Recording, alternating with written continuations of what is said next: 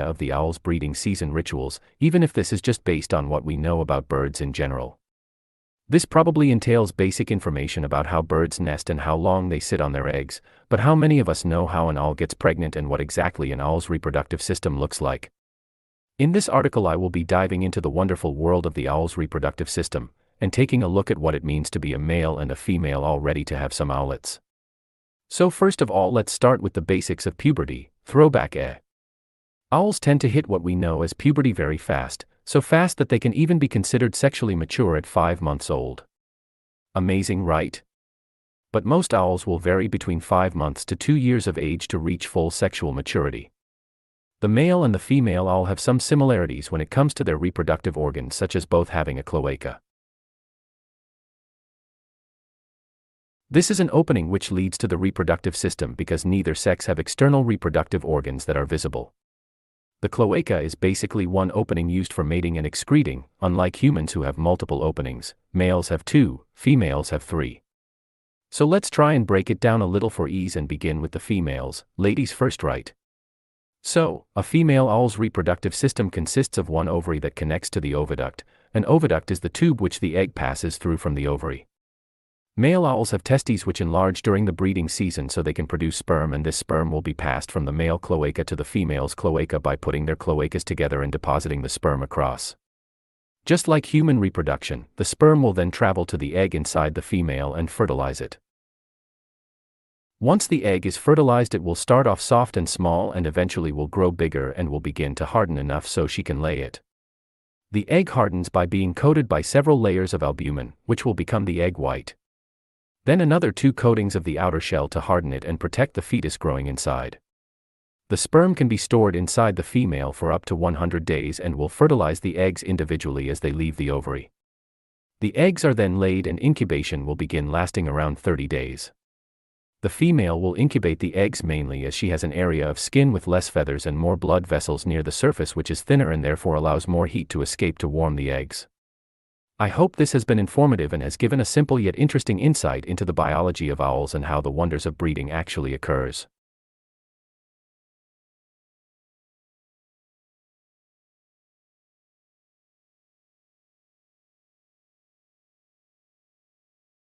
It can be quite confusing trying to understand how a hard egg is formed inside any bird and how this egg was fertilized, so I hope this has explained this process, albeit briefly.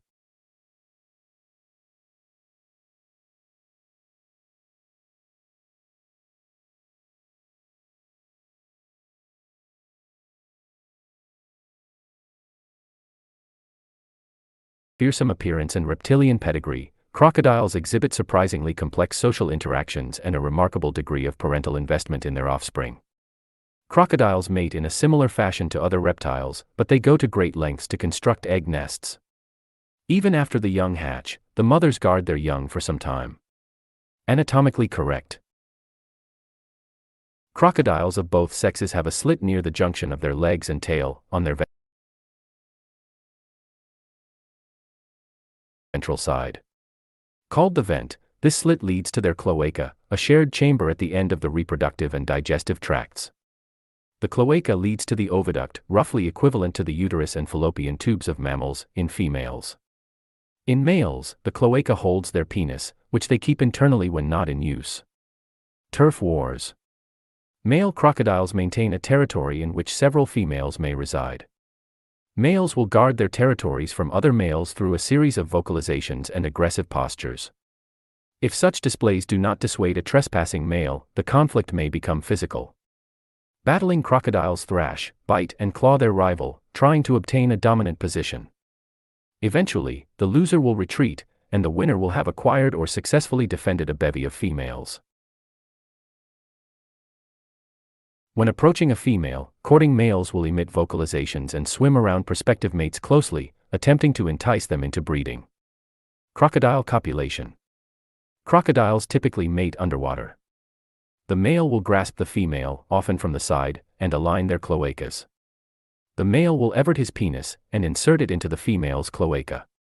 Because the mating activities of crocodiles typically occur in seclusion, and it happens underwater, humans rarely observe the behavior. The mating process typically lasts several minutes, but a given pair may mate several times over the course of one season to ensure fertilization. Eggs are usually laid about 4 to 6 weeks after mating. Nesting needs. As the time for egg deposition approaches, female crocodiles construct a large nest of grass, leaves and sticks. The nest serves several purposes. In addition to helping to maintain a thermally stable and appropriately humid environment, the height of the nest reduces the chances that a flood will destroy the eggs and stay together for life. In commercial flocks, a gander, the male, is generally paired with 3 to 4 females. Once a gander has his harem set up, it shouldn't be changed. It takes some time for domestic geese to take on new mates, although it will eventually occur. Wild geese. Most species of wild geese mate for life, although a surviving bird will find another mate if the original partner dies. The Canada goose is the most common and best known of wild geese species in North America. These geese begin mating and reproducing at the age of 3 years. Mating season extends from midwinter to early spring. Signs that mating will soon occur include neck-dipping behavior, in which both male and female move their necks up and down. Males court females, but the female makes the decision as to who will be her mate. Once chosen, males become protective of their mates and fight off other males who want to pursue her. Sexing geese. If you intend to breed geese, you need to identify the genders. It's not always easy to tell the difference in young birds. The gander is generally larger than the goose. He usually has a bigger head and neck. Depending on the breed, the gander is often a lighter shade than the goose. Listen to your geese. The gander's voice is actually higher than the goose's. Her voice is usually harsher. Mating behavior. Just as people generally shower and change into clean clothes before heading out on a date, geese clean themselves up before breeding. They might preen or take a good dust bath. A gander's pre-mating behavior also consists of wing spreading, stretching, and flapping, along with gentle and aggressive pecking of his mate. He then mounts and copulates. During breeding season, a mated pair might copulate at least 5 times a day. Nesting and laying eggs. Like their wild cousins, domestic geese are hardy birds. You can keep breeding pairs or groups outdoors in all but the worst weather, as long as they're safe from predators. Provide nest boxes filled with hay or straw for the goose to lay her eggs. Depending on the species, geese incubate eggs between 29 and 35 days. If you keep other poultry species, you might want to remove the goose eggs shortly after they are laid and place them under broody hens or ducks. Domestic geese tend to be less maternal than other types of fowl.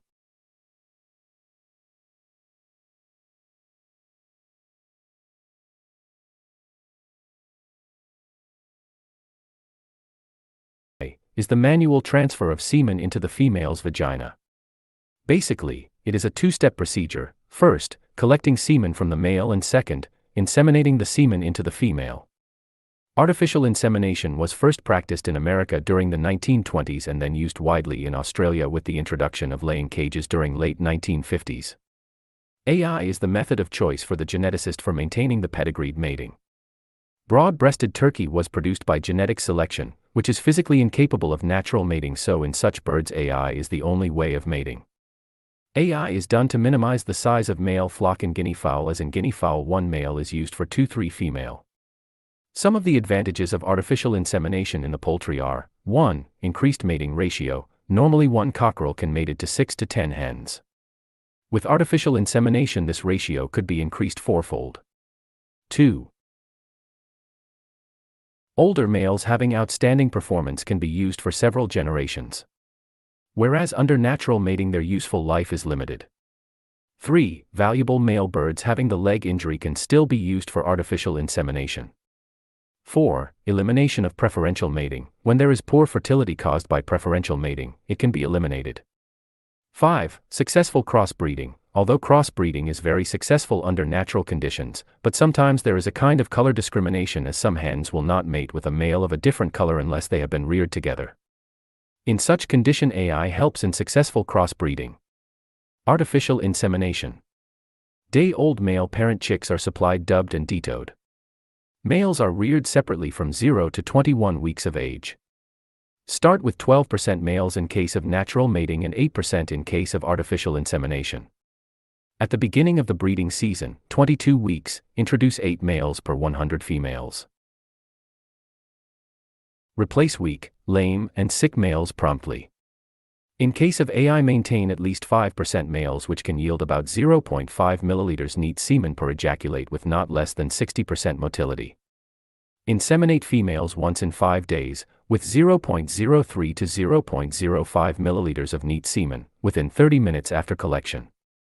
Artificial insemination, AI, is an important tool to improve the reproductive performance of birds, especially broiler breeders where fertility is low due to heavy body weight. Even though AI is well-developed technique in cattle, is not so well developed in poultry because no standard technique is available to store poultry semen for a long period. The techniques available at present permits to collect semen and use it for insemination immediately with or without dilution using semen diluent S at 1:2 ratios. Semen collected from one cock is sufficient for inseminating 5 to 10 hens depending upon the semen volume and sperm concentration. At farms, where AI is practiced, the males are kept separately in individual cages where sufficient space is available for movement of the birds. There should be a team of workers to associate collection and insemination of semen. Frequent changes of personnel in the team may affect the normal behavior of birds. Rough handling should be avoided. If not, it may develop fear reaction, which affects the semen volume during ejaculation. Characteristics of poultry semen. Usually cocks start producing semen from the age of 16 weeks, but the fertilizing capacity of the semen is low. So, the cocks from 22 or 24 weeks of age are used for semen collection. The natural color of poultry semen is white or pearly white. Heavy breed male can produce 0.75 to 1 milliliter semen, and light breed male can produce 0.4 to 0.6 milliliters of semen. A male can be used thrice in a week for semen collection with a gap of 1 day. Although everyday semen collection will not change the fertilizing capacity, but the volume of semen will be low. Semen consists of spermatozoa and seminal plasma. Fowl semen is generally highly concentrated, 3 to 8 billion spermatozoa per ml for broiler fowl. This is due to the presence of limited amount of seminal plasma since the accessory reproductive organs are absent in avian species. The seminal plasma is derived from the testes and excurrent ducts. At the time of ejaculation, a lymph-like fluid, also known as transparent fluid, of cloacal origin may be added to the semen in varying amounts. The addition of transparent fluid to semen at the time of ejaculation acts as an activating medium for the previously non-motile spermatozoa, thus ensuring their transport from the site of deposition to the sites of sperm storage tubules in the uterovaginal junction of the hen's oviduct. Equipments needed for A.I. Small glass funnel with stem plugged with wax. Inseminating syringe. Wide-mouthed glass vial. Small Pyrex semen cup. Large flask to hold water at 180 C to 200 C range for short time holding of semen. Steps in artificial insemination. AI in poultry is a 3-step procedure involving semen collection, semen dilution, and insemination. The second step may be omitted if neat semen, undiluted, is to be used for insemination within 30 minutes after collection. Semen collection. The first step in AI program is manual collection, milking, of the semen. For semen collection, a team of 2 members are generally involved, one for restraining the male and the other for collecting semen. The bird is held in a horizontal position by a person at a height convenient to the operator who is attempting to collect the semen. To collect semen, the operator should place the thumb and index finger of the left hand on either side of the cloaca and massage gently. By his right hand, the operator should hold a collecting funnel and with the thumb and index finger massage the soft part of abdomen below the pelvic bones. Massage should be rapid and continuous until the cock protrudes the papilla from the cloaca. Once the papilla is fully protruded, the previously positioned thumb and index finger of the left hand are used to squeeze out the semen into the collecting funnel. Avoid contamination of semen with feces and feather. Semen evaluation at the time of collection. Normal color of the semen in pearly white or cream colored. Yellow semen and semen contaminated with blood, urates, feces, or other debris should be avoided. Do not allow semen to contact water. If debris or contaminants are observed in pooled semen, carefully aspirate contaminants from the sample before mixing with additional diluent with the semen. Place the diluted semen in a cooler or refrigerator, 3 to 12 degrees Celsius, to cool down. Insemination. All equipment used for insemination should be thoroughly cleaned and dry before use. Insemination must be carried out when majority of the birds completed laying, since a hard-shelled egg in the lower end of the oviduct obstructs insemination and lowers fertility. In practice, inseminating chicken after 3 p.m. obtained better results. It is difficult to inseminate non-laying hens. Usually insemination is done when the flock reaches 25% egg production. Hens are inseminated twice during first week, then at weekly intervals. Procedure. Bird is held by the legs with the left hand down and tail tucked back and against the operator chest. The thumb of the right hand is placed against the upper lip of the vent, then with a rounding motion press the abdomen muscle. Do not squeeze with fingers but apply pressure evenly with the palm of the hand. When the oviduct is everted, the second operator inserts the syringe into oviduct as far as it is going inside without exerting pressure.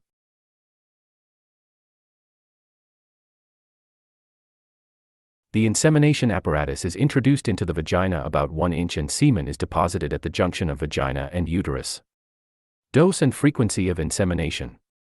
Chicken, 0.05 milliliters, once in a week. It has been observed that the males produce more semen of good quality during morning and females produce more fertile eggs when inseminated around 9 p.m. The benefits of AI for broilers would include the following. The male-female ratio would be increased from 1:10 for natural mating to 1:25 with AI. With fewer males needed, there would be greater selection pressure on the male traits of economic importance and subsequently greater genetic advancement per generation. It may happen that sometime in the future, research addressing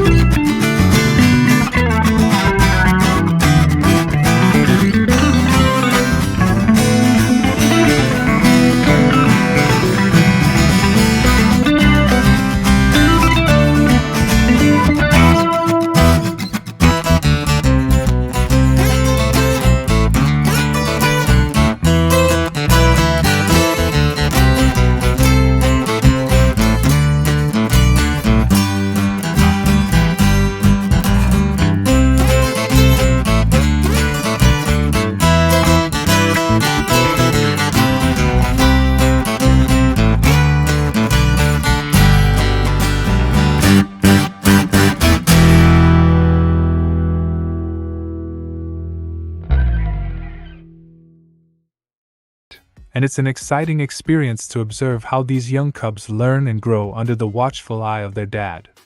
Whilst on a wildlife safari game drive in Luangwa National Park, Zambia, where most of lions live, we observed a rare sighting of lions' mating process. We managed to capture this extraordinary occurrence on video so that we could share this once-in-a-lifetime experience with you. Did you know? Female lions will start mating when they are 2 years old. Male wild lions will start mating when they are 3 to 4 years old, although it is unlikely that they will pass the prime of 6 to 7 years before dying. How do lions show submission? Male African lions will guard their several females against other males who try to get their female away from him or into submission while mating occurs. The larger, more powerful and dominant males are the one that will be chosen by the females, since they are the one that will provide for them and their future cubs. It is very unlikely that a male lion who is not in his prime years will get to mate with any female lions. The number of adult females that can be mated by one male lion depends on the size of the territory that they control. A lion will have a territory that measures anywhere from 50 square kilometers to 200 square kilometers, equivalent to 15 to 50 miles in length. When it comes time for mating, the male lion will often roar very loudly to let other lions know his intentions. Check out the lion mating facts below. How many times do lions mate? Lions, the majestic kings of the jungle, are fascinating creatures to learn about. Questions that often come to mind are: how long do lions mate for, and do male lions have multiple mates? When it's mating time, a lion pair mates every 20 to 30 minutes, with up to 50 copulations per 24 hours. You would ask, why do lions mate so many times? The reason for this is the low fertility rate of lion breeding. Lion parents can mate up to 3,000 times to have a cub. Besides that, a female will not be in heat for longer than a week, which is why the male must mate with her right away. When she does go into heat, however, males from all around will know and compete for the chance to reproduce with her. What lions do when they mate? Mating between lions is an intense affair. A male lion may stroke the female with his tongue on the shoulder, neck or back to initiate. When lions mate, the male mounts the female from behind. Female lions might be aggressive because of the hormones released while mating. After mating, a female lion often rolls on her back, a behavior scientists don't have a good explanation for. The gestation period can last anywhere from 110 to 180 days. When a female is pregnant, she will hunt and bring food back for the male as well. This is because, during this time, he must protect both her and their cubs from other lions who would like nothing better than to make an easy meal out of them. Once they give birth, the female will often go off on her own to protect her cubs from being killed by other animals, including the male lion she mated with. They have no time to mate again until their young cubs are over 2 years old, at which time they will be driven off by the male as he wants to mate with other females and produce more offspring. So, while the males may get all the mating benefits, this is not true. All the females can and do enjoy many of them as well. Why do lions bite when mating? One of the more interesting behaviors of lions is their tendency to bite when mating. While this may seem counterintuitive to some, it is actually a natural behavior that helps ensure successful mating and reproduction. When a male lion bites a female lion during mating, it triggers ovulation, increasing the chances of conception. Additionally, the biting behavior helps the male to maintain control and prevent injury during copulation. While it may seem aggressive, biting is just one of the many fascinating ways that lions navigate the complex world of mating and lions' reproduction. Do lions have mates for life? In the world of lion mating, close-up encounters reveal fascinating dynamics. While lions do not have mates for life, they form temporary bonds during the lion mating season.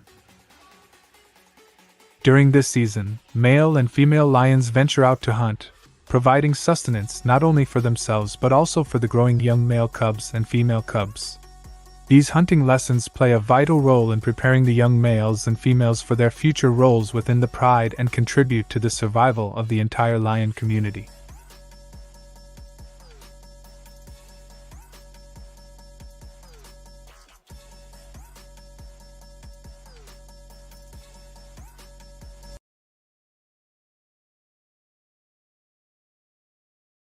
crucial for horse owners, breeders, and veterinarians. In this post, our southern Wisconsin vets will explore the process of how horses mate, horse breeding season, and the differences between wild and domestic horse breeding.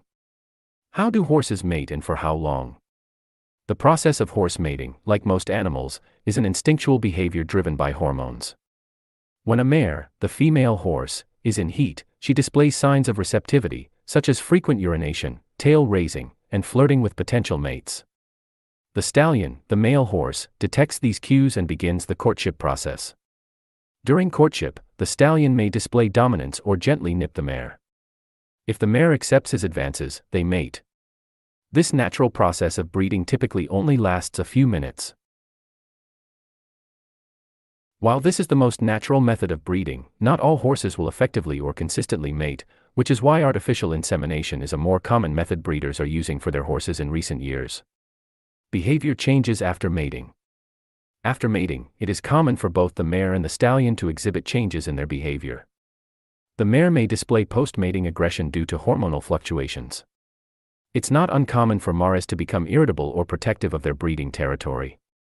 On the other hand, you might notice a stallion act with increased vigilance or protective behavior towards the mare. Horse breeding season and heat duration. The horse breeding season varies in length depending on geographic location and individual horses. In general, most domestic horses experience a breeding season that spans from early spring to late summer. During this period, mares enter a phase called heat or estrus, where they are receptive to mating. A mare's heat cycle typically recurs every 21 days, with each heat period within the cycle lasting around 5 to 7 days. It's important to note that mares may show signs of heat, such as increased restlessness and interest in stallions, during this time. However, not all mares exhibit obvious signs, making it crucial for horse breeders to closely monitor their mares' behavior and employ veterinary techniques for accurate breeding timing. Wild versus domestic horse breeding and mating. In the wild, horses engage in natural breeding behaviors led by their instinct. Wild horse populations typically have a specific breeding season. In contrast, domestic horse breeding often involves controlled mating to achieve desired characteristics or breed standards. Horse breeders will carefully manage the breeding process by monitoring heat cycles, using artificial insemination techniques, or employing stallion services. Understanding how horses mate and their mating behavior is essential for horse owners, breeders, and veterinarians. From courtship rituals to behavioral changes after mating, this knowledge helps in managing successful breeding programs. It is key to remember that the horse breeding season and heat duration can vary, and domestic breeding practices differ from those observed in the wild.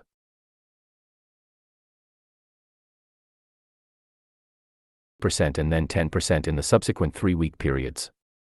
With this level of reproductive efficiency, you will produce an even line of calves of roughly the same age, making them easier to manage and market. To achieve these objectives, consider the following aspects of bull management: bull health management, body condition prior to mating, breeding soundness of bulls, effective use of bulls, cow condition, bull health management, worms. Bulls are often stocked in small bull paddocks for long periods of the year and can therefore be prone to worm infestations. Drench bulls annually, preferably in summer, with the most effective drench to combat the inhibited larval stage of intestinal roundworms. Clostridial disease. Bulls should be vaccinated annually against clostridial diseases. Newly purchased bulls should be routinely vaccinated twice a month apart on receival, unless you know the previous owner has an adequate vaccination program. The annual vaccination can be given at the same time as the annual drench. Vibriosis. Vibriosis is a venereal disease transmitted at service and causes early fetal death. Bulls should be vaccinated twice, 4 to 6 weeks apart, with the second vaccination 1 month before joining. A booster vaccination should be given each year. Body condition prior to mating. Pasture forms the basis of a bull's diet, with supplements given only to overcome deficiencies in pasture quality or quantity. The ideal condition for a bull prior to mating is condition score 3. Bulls in poor condition must be fed well before mating, and should be in good condition at least 2 months prior to mating. Semen is produced several weeks before it is used, so last-minute feeding to improve body condition may be too late. Overfat bulls, score 4 or 5, should be let down gradually, well before joining. Overfatness can interfere with the heat exchange function of the testicles, resulting in infertility. Overfat bulls also put more strain on their legs and spine, predisposing them to break down during joining. Measuring the bull's testicles. The size of bulls' testicles are in direct proportion to their semen production, so generally speaking, the larger the testicles, the more females he can potentially cover. There is good evidence to suggest that bulls with a scrotal circumference of less than 300 mm will have small quantities of poor quality semen, making them incapable of achieving normal reproductive rates. The general recommendation is to buy or keep only bulls with a scrotal circumference of 340 mm or better. Where heavy mating loads are practiced, a scrotal size of 360 mm or better is required. If you have access to a good cattle veterinarian, it can be worthwhile asking the vet to check the testicles for soundness. This involves checking the epididymis for blockage or damage, and at the same time the vet could test the bulls for service capacity. Service capacity yard test. The service capacity test is a yard test where bulls are given access to females for restricted periods and their capacity to cover those females is assessed. The number of services a bull achieves allows the vet to rate the bulls as either high, medium or low serving capacity. The major advantages of this test are to eliminate bulls with penile abnormalities and structural problems. No libido. Suboptimal service capacity. Examining your bulls yearly. To get the best possible results each year, have your bulls examined annually and to check structural soundness for any signs of problems that may cause poor mobility. Effectively using your bulls. Join bulls of highest serving capacity to heifers because it is vital that heifers get in calf at their first joining. If they calve early in their first season, they tend to be early calvers for the rest of their lives. Cows that calve early will wean heavier calves on average than late calving cows. It is important to know the serving capacity of each bull. If bulls with a high serving capacity are used, the pregnancy rate of heifers at their first heat will be up to 40% higher than if bulls with low serving capacity were used, and up to 20% higher than if bulls with medium serving capacity were used. Bulls that are rated as sound for breeding and have a testicle circumference of 360 mm or better can be mated to 40 cows or more and get 95% or more in calf over a 9-week mating period. These results are achievable provided normal precautions are observed, particularly in the first 3 weeks of mating when the maximum mating load places the bulls under most stress. In multiple joining situations, run bulls of the same age together. In a group of mixed-age bulls, older bulls tend to dominate younger bulls in a mating situation. This can lead to reduced fertility and slower genetic improvement because most of the calves will be sired by the older bulls. It can also increase the likelihood of injury due to fighting.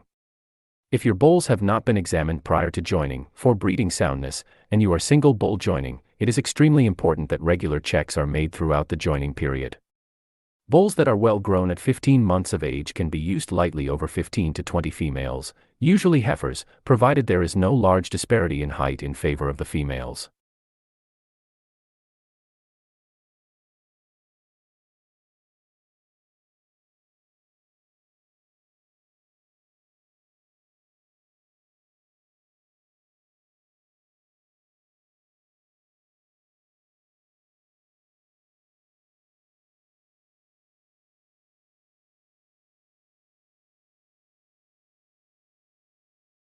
Their lives, eagles are capable of mating with the same partner. Simple actions serve as courtship displays or renewal of bonding. These include the male picking rocks, dropping them, and catching them mid-air. The female does likewise with some clumps of soil. The couple also perches together and creates a nest. There's also the process of reproduction. But how do eagles mate? To mate, the male flies gracefully and lands on the female's back, using his wings to balance. He positions his cloaca under the female's tail, and she positions hers too. Sperm passes from the male to the female's cloaca into the oviduct for fertilization. This article will provide insights into how eagles mate, with facts about the reproduction and life cycle of these birds. How do eagles mate? Eagles generally reproduce through certain courtship behaviors such as circling the air, nesting, and mating where the male lands on the back of the female. Both cloaca touch and sperm flow from the male to the female. This is called the cloaca kiss. After a successful copulation, the female typically lays fertilized eggs after about 5 to 10 days. The courtship between an eagle pair is primarily displayed through two methods: the mating dance. Eagles set out to look for a mate when they mature sexually, usually around 4 to 5 years of age. They perform magnificent aerial exhibitions during mating seasons, soaring high in the air and locking talons and cartwheeling towards the ground, releasing their locks and flying apart just before hitting the ground. Eagles don't copulate in midair, as most people assumed. Rather, they mate on a tree branch or the ground. Once a mate is selected, mating takes place for life. Nesting. The male and the female eagle equally collect materials for building nests, although the female decides the outlook of the nest and designs the interior. They interweave nest-building materials like twigs and sticks on top of the tree.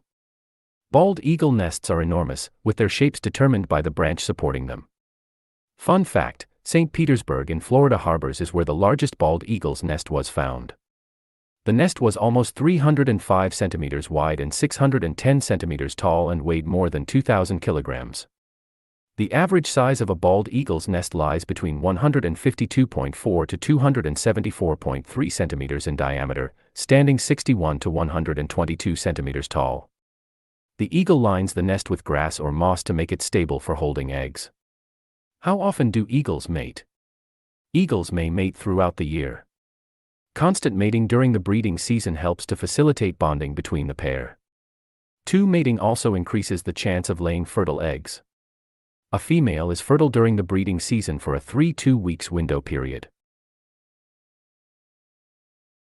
The increase in daylight savings makes the female secrete a hormone that turns on the ova, and the male's sperm is viable inside the female for 10 days. It is common for the female to lay a clutch of 2 eggs, although she can lay up to 4. For about 40 days, she incubates the eggs by sitting on them to keep them warm. Incubation typically ranges from 30 to 50 days. Also, the male can incubate the egg, but hunting small mammals and feeding the female is common. Do eagles mate with one partner for life? Eagles are monogamous and typically mate with the same partners for life. However, when they lose their partner, they take up new partners and start a new bond within the same territory. This replacement can occur even within hours. Also, an intruding adult could fight a resident bird for a territory. Therefore, a pair is expected to migrate together, return to their nest, mate, and hatch their young. If a deviation from this is detected, a partner has likely been replaced. Females often make the choice of a partner. When she's ready to select, she prepares well for many males who would come for display. She does the scrutiny. If the flight display of one male impresses her, she picks a stick and flies high with it. Do eagles mate in the air? Male and female eagles have been observed to soar high in the air, locking their talons and cartwheeling downwards before letting go, occasionally, just eye-blinking moments before hitting the ground. Courtship displays happen in midair. However, this doesn't mean that eagles mate midair. Eagles mate while perched on trees, with cloacae touching and sperm transferred from the male to the female. What is the eagle's life cycle? When you look at those fuzzy puffs cuddled up in their nest, it is hard to believe that they will quickly grow and attain the form of their majestic parents. When an eagle egg hatches, a small cotton-like ball of fluff slowly comes forth. This adorable fuzzy creature depends on its doting parents for survival. However, with time, the white fluff transforms into brown feathers, and the bird tests its wings, soaring high and developing till it eventually becomes a splitting image of its parents. Here's how this tiny creature materializes into a majestic eagle. 1. Hatchlings. After the egg has cracked, it can take a while for the eaglet to emerge, called pipping. The order in which the female eagle lays eggs determines how the eggs hatch. The hatchling emerges covered in white fluff and depends on its parents for food. It weighs only about 85 grams. Both mother and father take turns in caring for their babies. At this stage, both parents can choose to stay in the nest. They feed the hatchlings about 4 times a day. 2. Nestling. For about 10 to 12 weeks, the eaglets remain as nestlings in the nest. That's how long it takes them to develop feathers and hunt independently. They practice flapping their wings as they develop. At about 5 weeks, brown feathers appear, with the white fluff completely gone. They are nearly fully feathered by the time they are about 9 weeks old. Their parents will continually feed them till they can feed themselves. Nestlings typically start to feed themselves when they are around 40 days old.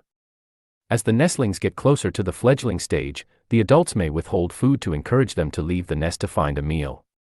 They usually don't need coaxing to leave the nest as they are eager to test their wings. 3. Fledglings. By 10 to 12 weeks of age, young bald eagles generally become ready to fledge. Young golden eagles typically fledge when they're around 10 weeks old. They start by soaring to a nearby tree, then gradually increase their distance as they become more confident with their flying abilities. For about a month or more, fledglings return to the nest, staying near their parents and learning how to hunt and harness their flying capability. They may continue to get food from their parents as long as the adults are willing to feed them. Provided the parents are still ready to feed it, the young bald eagle will continue to depend on its parents. Leaving the nest depends on how independent it feels to cater to itself. 4. Juveniles. Sometimes called a subadult, a juvenile is a young eagle without full adult plumage, typically in its first year. As much as it has left the nest to become independent, it still faces survival challenges, with a high tendency of not surviving the first winter. They usually migrate at this stage, though not necessarily. They need a territory big enough to support them and where there is plenty of prey. With each year, juvenile eagles grow closer to the classic adult plumage. Most birds have white head and tail feathers between their 4th and 5th year, although some never entirely lose the brown pattern. That's a sign the birds have reached sexual maturity and begun breeding. Frequently asked questions. Do eagles lay eggs every year? Eagles lay eggs every year in the event of successful mating. Partners usually produce a clutch of eggs during the season for nesting, and they may lay another clutch if they lose a clutch, specifically in the early season. Can eagles produce asexually? No, they can't. Eagles are birds, and birds reproduce sexually, having different sexes and the female's body supporting internal fertilization. Therefore, a male and a female eagle must mate before they can produce offspring. Do breeding eagles face any known threats? The major threat to breeding eagles is the loss of habitat. The same factors which attract eagles to a particular habitat can also attract humans. Such factors as food supply, clean water, and lush vegetation create stiff competition between eagles and humans and even between eagles. How long does the breeding cycle of an eagle last? An eagle's breeding cycle takes 10 to 11 months to complete. The cycle ranges from territory occupancy to defense to nest construction and repair, egg laying, incubation and fledging. Who incubates the egg? After the egg has been laid, it must be kept warm constantly or incubated and protected from predators. The male and the female eagle both incubate the egg, but the female typically incubates more than the male. The male has to provide food for the nesting female by hunting. However, the female is quite capable of hunting for herself while the male watches the eggs. It is fascinating how eagles grow from tiny, helpless creatures to magnificent birds capable of soaring high with graceful flights. Even more fascinating is that the life cycle of this bird was made possible by a simple cloacal kiss between two partners. It is, therefore, apparent that mating is necessary to facilitate this bird's flourishing.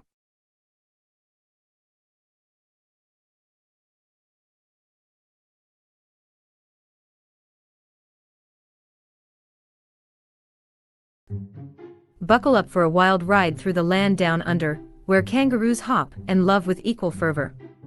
Today, we dive into the hilarious and surprising world of kangaroo mating. Forget fancy footwork and smooth talk.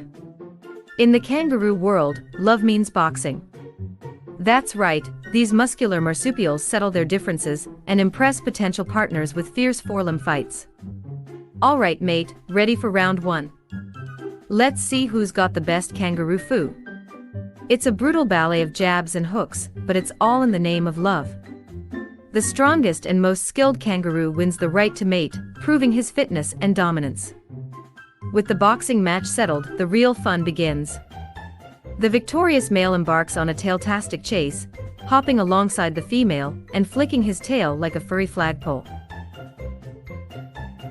Hey there, beautiful. Look at those impressive leaps. I'm the only kangaroo who can hop this high for your love.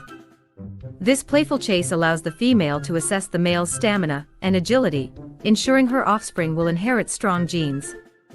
After all the hopping and tail flicking, it's time for some tender moments. The pair nuzzle each other and share a few cuddles, proving even kangaroos have a soft side. But alas, the pouch party is short-lived. The female kangaroo has a joey to tend to, and she hops away, leaving the male to admire her from afar. After a gestation period of just over a month, a tiny, hairless joey emerges. This little miracle crawls into his mother's pouch, where he'll spend the next 6 months developing and growing. Life in the pouch is full of kangaroo cuddles and kangaroo milk. It's the ultimate VIP experience for a joey. So there you have it, folks. A glimpse into the hilarious and heartwarming world of kangaroo mating. It's a reminder that love can take many forms, even among these powerful and playful creatures. And next time you see a kangaroo, remember they're not just hopping machines with big feet. They're also passionate lovers in their own unique way, and devoted mothers.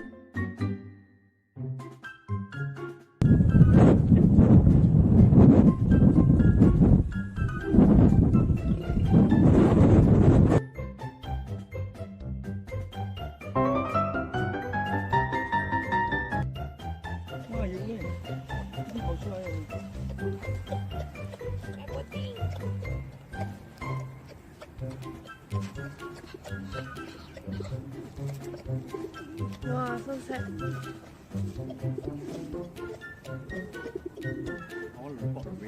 Yeah, this is sexual harassment. After like maybe half an hour. Stop it!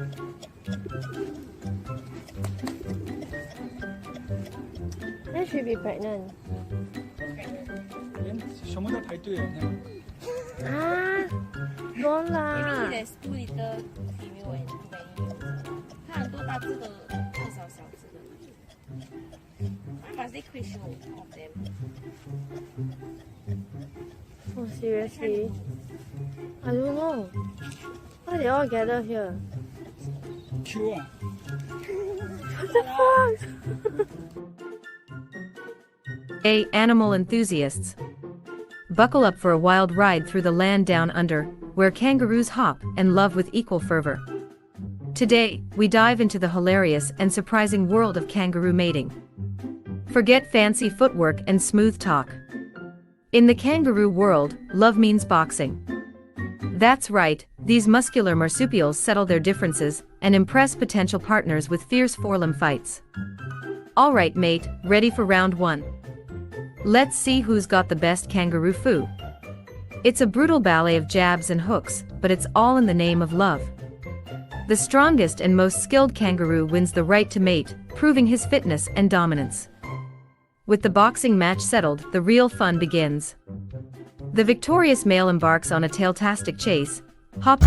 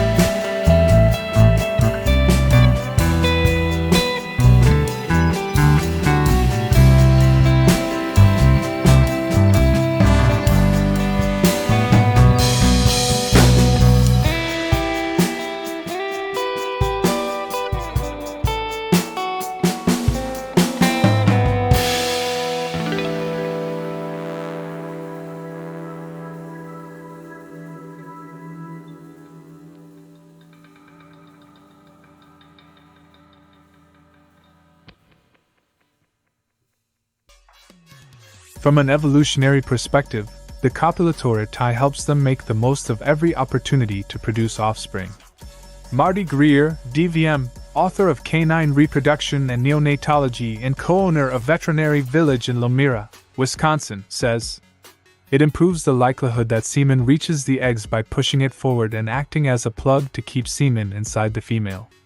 How long do dogs stay stuck together after breeding?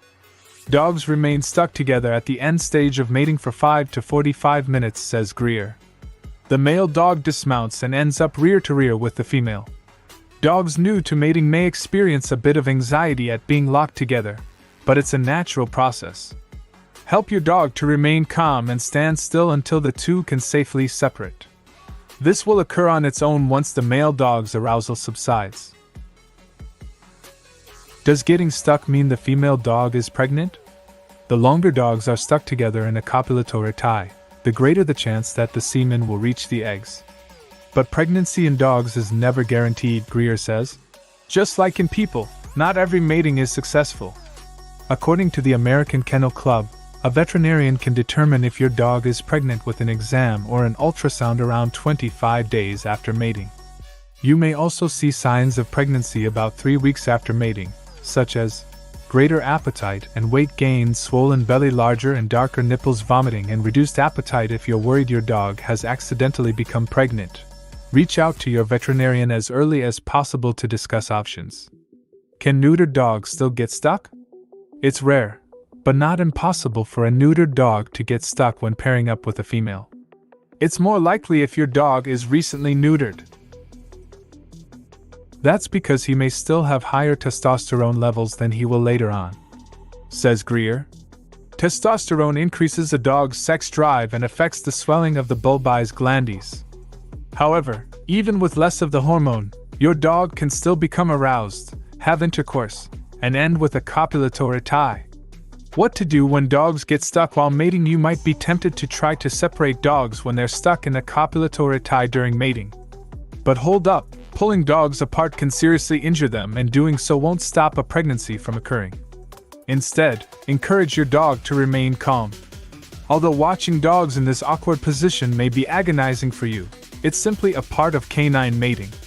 To prevent unwanted pregnancies, keep male dogs away from fertile female dogs so mating doesn't take place. A female is potentially fertile 4 weeks after the start of her heat cycle. Notes Greer. When the bloody discharge dissipates, that's when she's most fertile. But do remember that keeping a male dog from a female that's in heat can be difficult, very difficult sometimes. Dogs on the scent of a mating-ready female have been known to knock down people and break through doors and crates. The only foolproof way of avoiding pregnancy is to spay or neuter your dog. Seeing your dog stuck during mating may be hard to watch, but it's not harmful.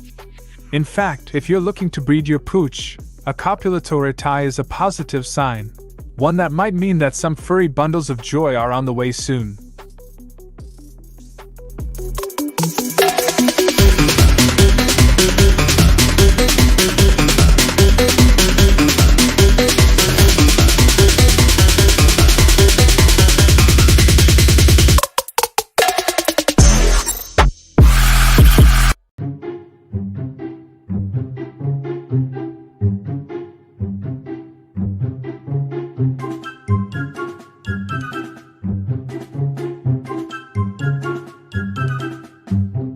Welcome, fellow animal enthusiasts, to the jungle gym of chimpanzee love. Today, we're venturing into the surprisingly unromantic world of chimpanzee mating, where things are more about power plays and quick encounters than candlelit dinners and rose petals. Before we swing into action, give this video a like below if you're ready for some laughs and unexpected facts about ape love. And if you haven't already, smash that subscribe button to join our troop of animal lovers. Forget Tinder and Bumble, chimps rely on their sense of smell to find a mate. The stronger the scent, the more desirable the chimp. It's like a natural cologne for these hairy jungle dwellers. Hey there, beautiful. I smell like the freshest bamboo leaves. Come sniff me. Yes, you heard right. Chimps use their powerful sense of smell to assess potential partners. And males, who are higher in dominance, often have the most potent aroma. But attracting attention isn't enough.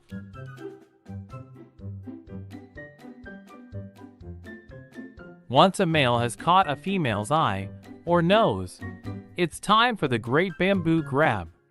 These chimps aren't afraid to get physical, using their powerful claws to grab each other's branches and initiate the mating ritual. It's a battle for dominance. Only the strongest chimp will win the right to mate. This playful, and sometimes aggressive, interaction helps the chimps assess their compatibility and determine if they're a good match. And now for the grand finale, the chimpanzee mating ritual. Brace yourselves, folks, because it's not a scene from a romance novel. It's more like a quick peck on the cheek, and they're on their way. No need for lengthy serenades or romantic walks on the beach. Chimps get down to business and move on. This quick and efficient approach to mating helps avoid unnecessary competition and allows females to choose the most dominant and desirable males to father their offspring.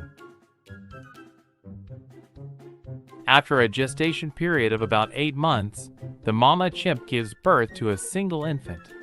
This tiny, pink chimp clings to its mother's back for the next few years, learning everything it needs to know about life in the jungle. And so, the cycle of life continues for chimpanzees. From the bamboo-scented pursuits and playful grabs to the birth of a new chimp, it's a story of resilience, family, and the power of the jungle. So there you have it, folks. A glimpse into the hilarious and fascinating world of chimpanzee mating. It's a reminder that love can take many forms, even in the most unexpected places. Don't forget to subscribe to our channel for more wild animal adventures. And now, let's swing into another fascinating topic in our next video. Click the link on your screen to join me.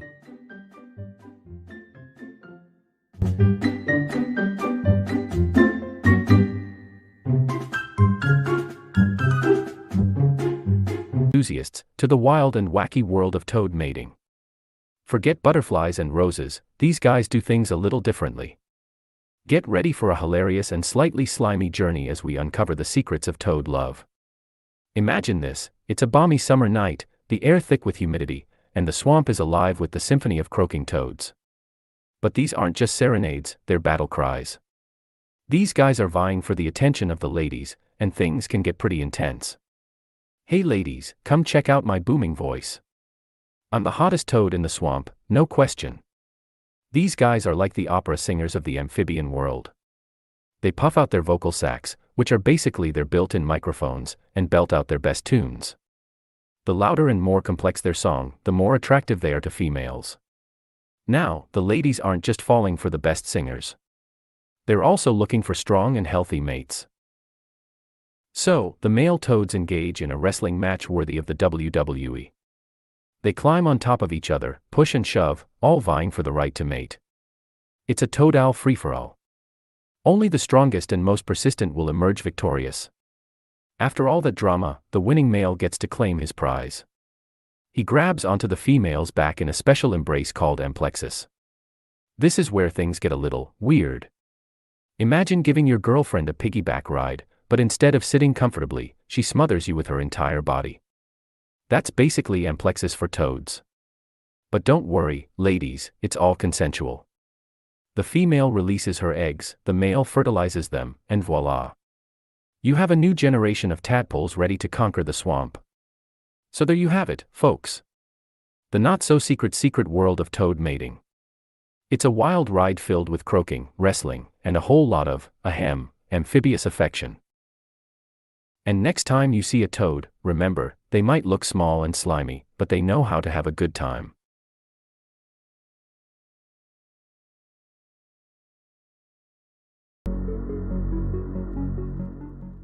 How do chickens mate?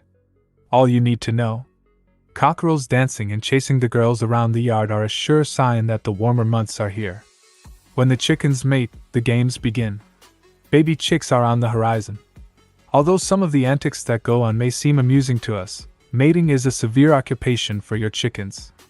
Only the strong would survive in the wild. This instinct drives so many behaviors. So, what exactly is involved in getting that egg fertilized? It's more complicated and devious than you might think. Sit back and delve into romancing the hen. Let's start with common rooster and hen mating behaviors before looking at the actual mechanics of mating. Chickens mate, rooster behavior. Roosters think about mating just about all year round. It's their job. They have to carry on the breed, so he must have as many chicks from his ladies as possible to continue the flock. The behaviors associated with mating and breeding really ramp up in the springtime, and you will see courtship behaviors much more frequently than in the cooler months. He will become very attentive to the girls, tidbitting them to get them interested in what he has to offer in the way of food. Tidbitting involves finding a special tasty morsel for the chosen hen. Then, he will call her over, indicating the special treat by bobbing his head, pecking at the treat, and clucking much like a mother hen. This behavior may not lead directly to mating at the time, but the hen will remember his attentiveness. He is creating an impression. Any other roosters that hang around in the hope of enticing some hens will be chased off, and if necessary, chest bumping and fighting may ensue. Usually, the submissive rooster will back off and run away to fight another day. The dominant roo will do everything he can to prevent the secondary males from mating with his flock. But at around 3 years old, a rooster starts to feel his age and may be challenged by younger and stronger birds. The secondary boys will resort to all sorts of tricks to lure a female into a tryst. Tidbitting, however, is by far the favorite and seems to work well. Another trick is the rooster dance. The rooster dance entails dropping one wing to the ground and shuffling around the hen he selected to mate with. The wing facing the hen will be dropped to the ground while he dances around her, showing his interest. After reaching the rear of the hen, he will try to hop aboard to mate with her. Some roosters don't bother with the whole courtship thing and get straight down to business. Once on top of the hen, he will begin treading. This helps him find his balance. He will also grab her comb or head and neck feathers to steady himself further. Don't be alarmed at the appearance of the mating process. In most cases, it looks more violent than it is. It's an awkward-looking procedure because it appears as though the hen is getting attacked by the rooster. In most cases, the rooster is gentle enough for the hen to tolerate the breeding ritual's roughness. But now and then, there's an aggressive rooster who injures the hen. Keep an eye on this fella, and make sure your hens don't get beat up by him over time. Chickens mate and hen behavior. When the springtime rolls around, the hen's hormones go into top gear. In nature, this means the associated behaviors of finding a suitable mate, nest making, laying, and sitting on her eggs until they hatch. In many hen breeds, this instinct has almost been bred out of them, so they don't waste time and energy in being broody. However, there are still many good breeds that will happily turn broody during the summer months. Also, it's worth mentioning here that not all hens run true to their expected broodiness. Rhode Island Reds are not renowned for broodiness, but this is the second year that I have had 2 of them as mothers, and they do a fine job. The first part of mating is finding a suitable male. If there is only one rooster for the flock, then he is a lucky boy. However, if there are more than a couple of roosters, then the mating game can get devious and nasty on occasion. However, the females aren't easily fooled. Research has shown that hens can compare roosters, who has the best comb and shiniest feathers. She will choose to mate with the fellow that fits the specifications she has in mind. Apparently, a bright red comb and wattles really do it for the girls. The hens also judge the suitor's ability to find food, care for the flock, and treat the hens well. Therefore, hens may express a preference for mates based on not only their looks but abilities. Hens are fickle on occasion, accepting food and tidbits from any rooster but will not necessarily mate with any of them. Although one rooster may be the alpha male, if a hen does not like him, she will not be compliant with the mating ritual and may never mate with him at all. If she is compliant with mating, she will squat or crouch, dropping her head and body lower and spreading her wings slightly to indicate receptiveness. You can see this behavior sometimes. For example, if you reach out to touch a hen, she will squat for you. Once the hen is sitting on her eggs, she will lose all interest in mating and chase off the rooster if he advances to her. This behavior will continue until she releases her brood, anywhere from 6 to 10 weeks on average. After that, the rooster's advances will not be welcome, and she will let him know in no uncertain way. Our backyard hens are spoiled in that they already have nesting spots available, ready-made and safe. So, although taking over the nest box may not be what you desire, it's best to leave her there until she has hatched the chicks, then move them. If you can move them to a broody box once they have hatched, she is unlikely to desert them. In addition, a broody box will ensure they aren't trampled in the coop or attacked by the other hens. It also ensures they receive the correct protein intake for growth and development. The mechanics when chickens mate. Once the rooster has hopped aboard and has himself well situated, he will dip his tail down and to the side of the hen's tail and deliver a cloacal kiss. Once the mating is done, he will usually move away while she shakes her feathers out and resumes normal business. So, what is a cloacal kiss, I hear you ask? A rooster doesn't have a penis, just a tiny bump called a papilla inside his cloaca. It is via this papilla that the sperm is delivered to the hen.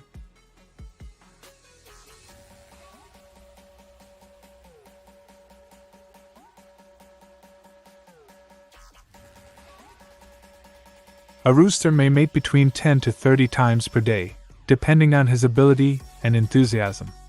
His sperm load is greater in the morning when he can deliver anywhere between 100 million, 5 billion sperm.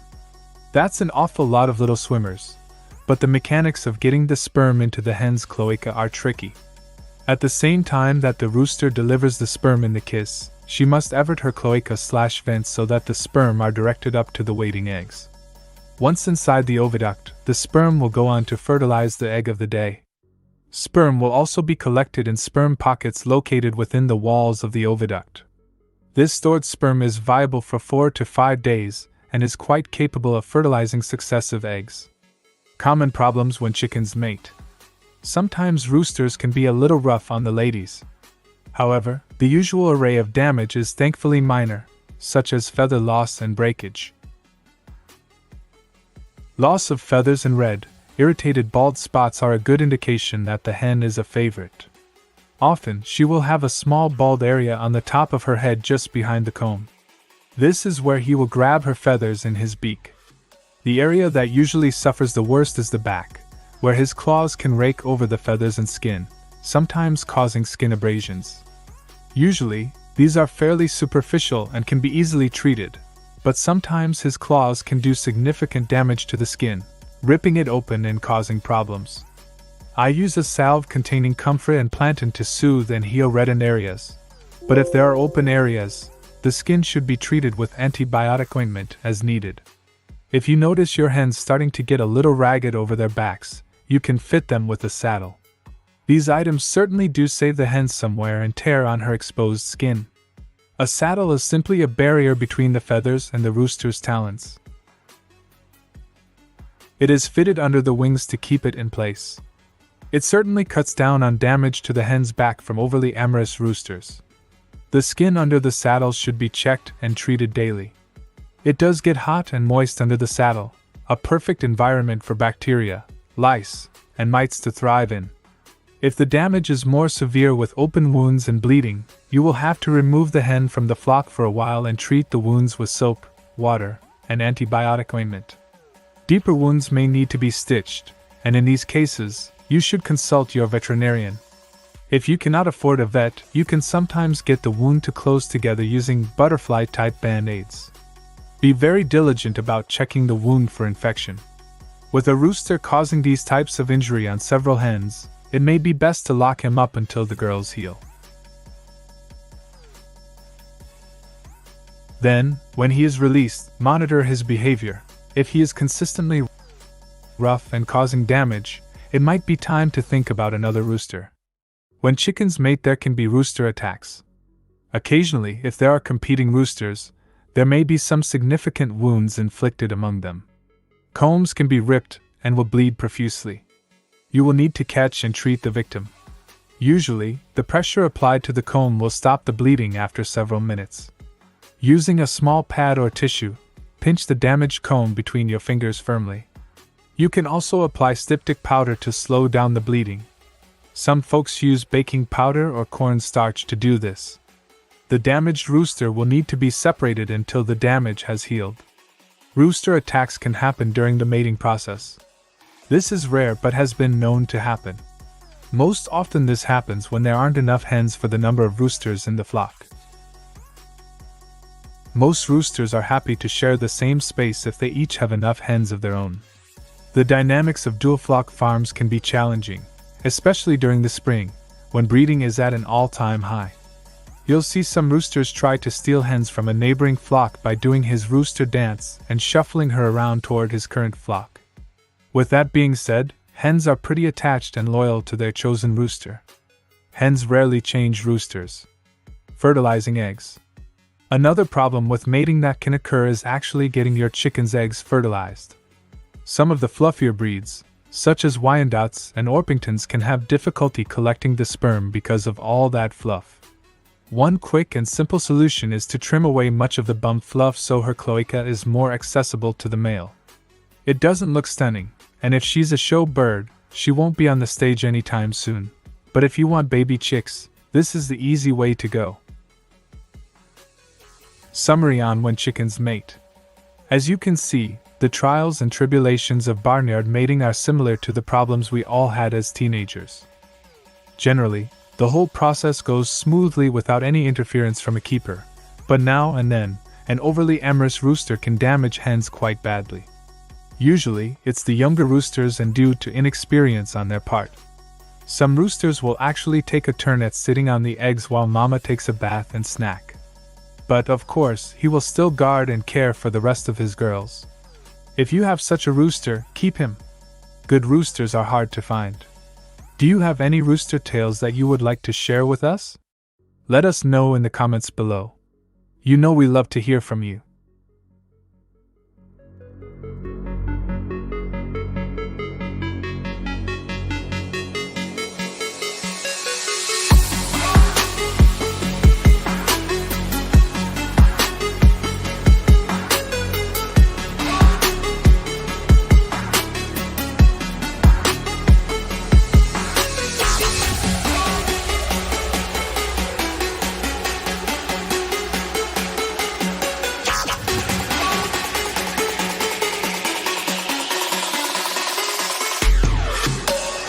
Throughout the continent, hawks are sharp-eyed birds of prey with a distinctive scream.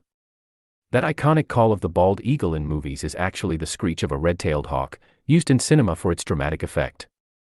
Hawks engage in a fascinating courtship display involving soaring flight that leads to free fall. Once these courtship rituals begin, hawk mating season is underway. When is hawk mating season? Hawk mating season occurs once per year during the spring. This typically occurs during late February through May, however it can vary by location and occur earlier in the southern parts of their region and later in the north. The keeping of any trained captive birds of prey is called falconry, which used to be called hawking. Any of the birds of prey in falconry can be called hawks. Hawk is actually a common name loosely applied to birds of prey in different ways throughout the world. The red-tailed hawk is a member of the Buteo genus, and not a true hawk of the Accipitor genus. In North America, they are considered hawks and are the most common hawk and the most commonly observed raptor throughout their range. In this article, we'll explore the breeding season for red-tailed hawks and also consider the factors specific to other hawk species. Do hawks mate for life? Hawks are monogamous, meaning that they breed with one partner during a mating season. Many hawks mate for life if conditions allow for it, and red-tailed hawks are no exception. They're known to choose one partner and often remain paired throughout their lives. Hawks are generally solitary animals who only link up during breeding season. If they cannot find their mate for some reason, or one of the pairs dies, the remaining hawk will likely find a new mate. Although monogamy is the typical pattern for red-tailed hawks, it isn't the case for all hawk species, and a journal article in the Condor presents an example of 3 red-tailed hawks tending to one nest. The high-circling, aerial flights that occur during hawk mating season are rituals of courtship meant to strengthen existing bonds or to develop new ones. If you are lucky enough to observe this breathtaking display in action, you might notice the outspread wings of the pair in flight. During this mating ritual, they may be soaring high in tightening circles toward one another. The female may begin a pattern of undulating flight in which they will barrel roll away from the other and then fold wings into a dive, before opening into an ascent. The male might circle higher before diving down to meet their mate, who may roll over and display talons, facing the diver as he passes. Intricate patterns of rolls and light caresses of feathers in flight will lead to gripping each other's talons and free-falling through the air. Suddenly, they'll let go and spread their wings to soar apart and out of sight. Once paired, hawks will either build a new nest, or if their old one is still considered safe, they'll return to it and revamp it for the season. These nests are built over a period of 4 to 7 days out of 2 to 3 foot long branches arranged in tall piles that average 6.5 feet tall and 3 feet wide. The interior is lined with strips of bark, dry vegetation, and fresh leaves. Both partners participate in constructing the nest. They're secretive, and if disturbed during this process, they may abandon the site in favor of a more private location. Although it varies by location, nests are typically built up high in the crown of trees with an excellent view of the surrounding landscape below. In forests, they might nest near the tops of trees close to their trunks. In some areas, they may choose to nest on cliffs or take advantage of man-made structures like power line towers and window ledges. Red-tailed hawks lay 1 to 5 dull white to bluish-white eggs that are often irregularly spotted. These have an incubation period of 28 to 35 days. While the female does most of the work of incubating the eggs, the male will feed her. The female does much of the work caring for the young nestlings once they've hatched. Both parents may bring food back to the nest, but the female is normally the one to feed them. The young hawks fled at 44 to 46 days old. The parents will continue to provide food for their fledglings for 4 to 7 weeks. The young start to grow their flight capabilities and hunt on their own, but may remain with their parents for up to 6 months.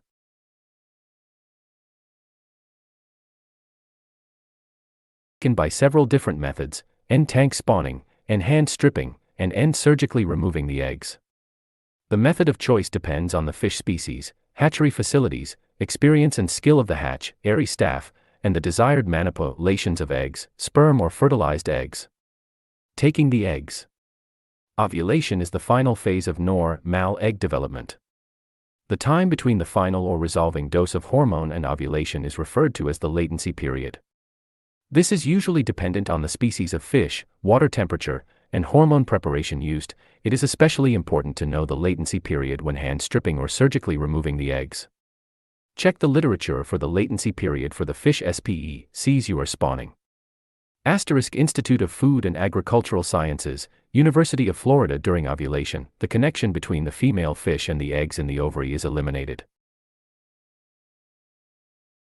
In warm-water fishes, egg quality can deteriorate rapidly if eggs are not taken shortly after ovulation. They become overripe and can no longer be fertilized. In general, the eggs of tropical and subtropical species of fish become overripe more quickly than those that spawn at cooler water temperatures. The eggs of cold water species remain viable for several days after ovulation. Table 1 presents the reported maximum period between ovulation and the deterioration of egg quality for some species of fish commonly spawned by hormone injection. Tank spawning. Tank spawning is the simplest method for obtaining a hatchery spawn. Brood fish of both sexes are placed together in the spawn tank following injections. Brood fish should not be disturbed and subdued lighting is recommended. The female ovulates when she is physiologically ready. The males stimulate the female to release the eggs and fertilize the spawn. Better fertilization occurs if males are accustomed to the tank and have been injected with a preparatory dose of hormone several days prior to and again at the same time as the female. Males can be used for several tank spawns, week after week, until their milk flow diminishes. Unless the males are aggressive toward each other, it is advisable to put 2 or 3 males for each female in a tank to ensure fertilization. If the spawning tank is of sufficient size, more than one female may be spawned in the same tank. The presence of other individuals may help stimulate fish that are mass spawners. However, too many breeders in a small tank might be disruptive to the spawn process. A round tank is advantageous for species with non-sticky, floating or semi-buoyant eggs that spawn in a river or estuary. The circular flow simulates the current in which these fish naturally spawn. The vigorous swimming action of the female in the swift water current is believed to assist in emptying the ovaries. The eggs are carried with the drain water from the spawning tank to a screened collector, Figure 1. Eggs are then transferred to an incubator. Nest breeders and substrate spawners can also be tank spawned if suitable nesting sites or spawning material are provided. When tank spawning species that scatter sticky eggs, it is advisable to place spawning mats or brushes on the bottom of the tank. The eggs will attach to the substrate. Brood fish are removed from the tank after spawning, unless they provide parental care to the eggs. Fertilized eggs are USU, ally incubated in the spawning tank.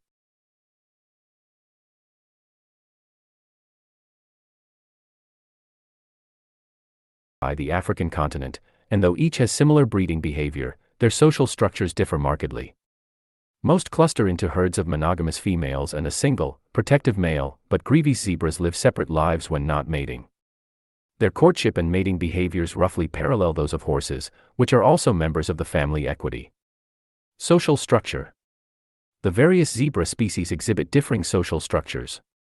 Plains, Equus burchelli, and mountain zebras, Equus zebra species, form groups, called harems, composed of a single, protective male, several females and their young. Sometimes, plains zebra harems combine with others to produce enormous herds, containing thousands of animals. By contrast, male and female Grevy's zebras, Equus grevii, live apart until environmental conditions are favorable, and food and water are plentiful. Once the conditions are adequate, they come together to mate. Male Grevy's zebras mark their territories by depositing urine and dung along the periphery and through vocalizations, a behavior called braying. While female Grevy's zebras are polyandrous and may breed with many different males in succession, most other females are monogamous and bond with a specific male. Adjustments to aridity. Zebras are well adapted to their arid habitat, most can go as long as 5 days without water. However, while females are lactating, they need water more frequently, as often as every other day. Bachelor males and lactating females preferentially seek out greener pastures with younger grass growth. During such times, zebras may use their hooves to dig for water. If they are successful, they will defend such resources. Male Grevy's zebras may establish territories that lie along paths to water or other such resources. Often, they will intercept and breed receptive females as they pass through. Courtship, receptivity, and mating. The female's estrous cycle lasts about 5 days, during which they are receptive to mating for about 2 or 3 days. When ready to mate, the female arches her back, raises her hindquarters and moves her tail to the side. As with all equids, facial expressions form an important part of interspecies communication, and the females will flatten their ears and open their mouths when receptive. Males often bare their teeth during the mating process, which may serve to intimidate the female or other males. Male Grevy's zebras often mate with females repeatedly, as often as every hour, to ensure successful fertilization. Timing of parturition. Although the various species exhibit small variations in reproductive timing, most females are pregnant for 12 to 13 months. Female zebras typically give birth to one offspring at a time. Most females keep their newborn young, termed a foal, sequestered for a few days while they get to know their mother's scent, enabling them to recognize her. The young stay with their mother for approximately 2 to 3 years. AI is widely used to overcome low fertility in commercial turkeys, which results from unsuccessful mating as a consequence of large, heavily muscled birds being unable to physically complete the mating process. This is a serious and costly problem in the production of commercial turkey hatching eggs. In most commercial chicken production systems in the USA, it has not been necessary to implement AI programs because natural mating results in adequate fertility levels, but AI is routinely used in special breeding work for research purposes. Certainly, the use of artificial insemination in chickens, as in turkeys, can improve fertility. However, the cost of implementing AI on a large scale is often cost prohibitive. However, as managing commercial broiler breeders to maximize fertility becomes more challenging, the use of AI in commercial poultry operations outside the USA is becoming more common and will likely continue. As the cost of artificial insemination becomes more economically favorable, its commercial implementation will increase. Collecting semen from a chicken or turkey is done by stimulating the copulatory organ, the phallus, to protrude by massaging the abdomen and the back over the testes. This is followed quickly by pushing the tail anteriorly with one hand and, at the same time, using the thumb and forefinger of the same hand to apply pressure in the cloacal area to milk semen from the ducts of the phallus. The semen flow response is quicker and easier to stimulate in chickens than in turkeys. The semen may be collected with an aspirator, turkeys, or in a small tube or any cup-like container. In turkeys, the seminal fluid volume averages 0.35–0.5 ml, with a spermatozoon concentration of 6 to 8 billion/ml. In chickens, the volume is 1 to 2 times more than that of turkeys, but the concentration is about 1/2 as that from turkeys. Collected semen is usually pooled and diluted with an extender before use. Chicken and turkey semen begins to lose fertilizing ability when stored for longer than 1 hour. Liquid cold, 4 degrees Celsius, storage of turkey and chicken semen can be used to transport semen and maintain spermatozoal viability for 6–12 hours. This short-term storage of semen is common in turkeys but not as common in chickens. When using liquid cold storage for greater than 1 hour, turkey semen must be diluted with a semen extender at least 1:1 and then agitated slowly, 150 rpm, to facilitate oxygenation. Chicken semen should be diluted and then cooled. Agitation is not necessary. Chicken and turkey semen may be frozen, but reduced fertility limits usage to special breeding projects. Under experimental conditions, fertility levels greater than 90% are common in hens inseminated at 3-day intervals with 400 to 500 million frozen thawed chicken spermatozoa. Several commercial semen extenders are available and are routinely used, particularly for turkeys. Extenders enable more precise control over inseminating dose and facilitate filling of insemination tubes. Results may be comparable to those using undiluted semen when product directions are followed.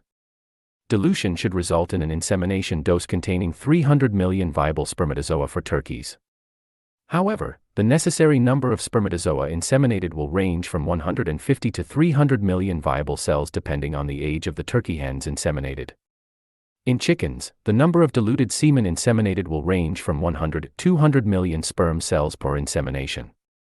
Producers usually determine the spermatozoa concentration and dilute the semen to obtain the appropriate sperm cell concentration for either the turkey or chicken.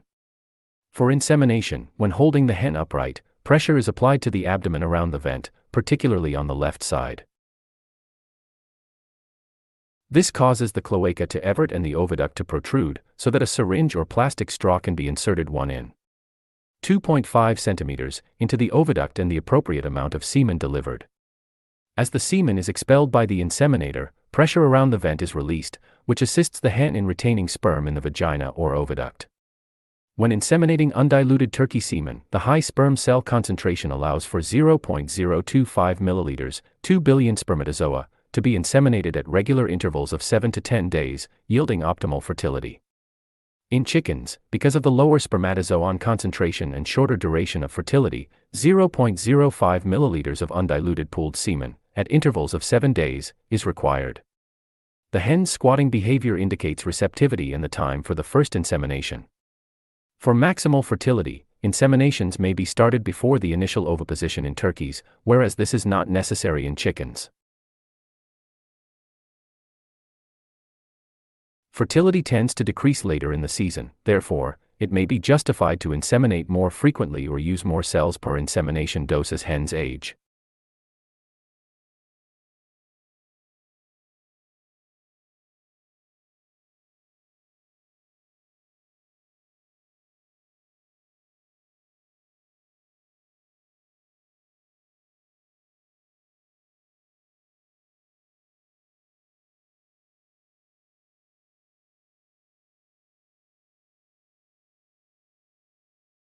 Boars who want to mate mark trees with their urine. They also produce foamy saliva by champing. Champing involves gnashing teeth and chewing, resulting in saliva that contains the male sex hormone pheromone androstenol. The urine and saliva notify the females of his intention to mate. The courtship. Pigs enjoy touching each other and make nuzzling a part of their courtship. During courtship, the boar may nudge and nuzzle the sow's flank, head, genital area, and shoulders, showering her with his attention. The sow and boar sing to each other as they nuzzle and chase each other. He may begin to push her to see if she is ready to stand. The mount. When the boar has successfully wooed the sow who is in heat, she will stand still and allow him to mount her. He will jump up and place his front legs on her back. He may need to scoot sideways to get directly behind her into mating position. His front legs hold on to the sow just in front of her hips once he is in position. The wait. Boars can take up to 30 minutes to ejaculate. During this time, the boar remains mounted on the sow, occasionally thrusting. She may graze and take occasional steps forward until he is finished and slides or jumps off.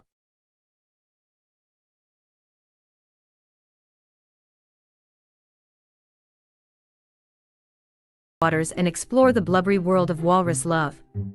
Buckle up, folks, because this is one aquatic adventure you won't forget. Picture this, a bustling beach filled with hundreds of walruses, all basking in the Arctic sun. But this isn't just a sunbathing party, it's mating season. The males are putting on a show, flapping their flippers, puffing out their chests, and singing their hearts out. Hey ladies, check out these impressive flippers. I'm the smoothest singer this side of the Arctic. These vocalizations are more than just a catchy tune. They're a way for males to attract females and establish dominance. The louder and more complex the song, the more attractive the male. But it's not all singing and dancing. When two males are vying for the same lady, things can get rough. They'll clash their tusks, shove each other with their massive bodies, and basically turn the beach into a blubbery wrestling match. It's a battle of epic proportions. Only the strongest walrus will claim the prize. This fight isn't just about bragging rights, it's about survival. The winner gets to mate and pass on his genes, ensuring the continuation of his lineage. Once a male has won the fight and impressed the female, it's time for the main event. They'll retreat to the water and engage in a unique mating embrace called emplexus. The male will climb on top of the female and hold on for dear life, ensuring successful fertilization. Don't worry, ladies, it's all consensual. The female is actively involved in the process and can choose to leave if she's not feeling it. After a gestation period of about 15 months, the female walrus gives birth to a single calf. The calf is born with a thick layer of blubber to keep it warm in the icy waters and starts nursing immediately. And so, the cycle of life continues for walruses. From the playful vocalizations and the fierce battles to the underwater embrace and the arrival of a new calf, it's a journey filled with both humor and wonder. So there you have it, folks. A glimpse into the hilarious, fascinating, and sometimes blubbery world of walrus mating. It's a reminder that love can bloom even in the most unexpected places, even among these giant tusked creatures of the Arctic. And next time you see a walrus, remember there's more to them than meets the eye. They might be big and blubbery, but they're also capable of fierce competition, passionate love, and nurturing care for their young.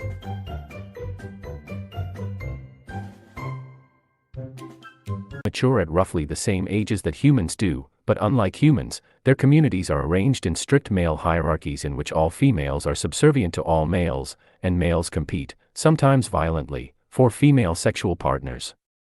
Chimpanzees mate year-round. Males often commit violence against females or infant chimps in acts of sexual coercion. The common chimpanzee, Pan troglodytes, and its close relative, the bonobo, Pan paniscus, are the closest relatives to Homo sapiens alive today. Like humans and other primates, chimps are social animals, forming relatively stable but fluid communities, with males, females, adults, and adolescents living in close proximity over extended periods. Compared with their human counterparts, female chimps tend to be more promiscuous and go longer between births. Both male and female chimps employ a greater variety of reproductive strategies than humans do. Sexual maturation and fertility.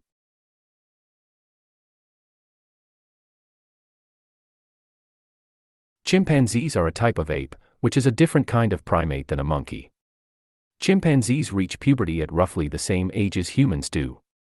Male chimps become sexually mature between about 9 and 15-year-old, while females experience their first menstrual periods at about the age of 10, with a menstrual cycle of about 36 days. Anogenital swelling in females signals their encroaching fertility. In contrast to chimps, the monkey life cycle can be shorter. The female rhesus monkey, for example, reaches sexual maturity in 2.5 to 4 years, and the male rhesus monkey reaches sexual maturity in 4.5 to 7 years. In contrast to humans, female chimps remain infertile for about 2 to 4 years after their first menstrual cycle, although they copulate with aplomb during this time. This latent period is probably an adaptation to ensure safety, as females have typically migrated to a new community at around this time. Hierarchies and competition. The males in chimpanzee communities are organized in a more or less linear manner from top to bottom, with an alpha male at the top. The alpha male is usually between the age of 20 and 26 and possesses unusual intelligence and physical prowess. Females have their own, somewhat more fluid hierarchy, and all females are subservient to all males. The males routinely patrol their community's boundaries and will ferociously attack male interlopers from other communities they encounter there. A female considered particularly sexually appealing usually attracts a following of multiple males, and the alpha among them sometimes tries to bar others from mating with her until he can take his own turn. Adolescent females can move around among various chimpanzee communities.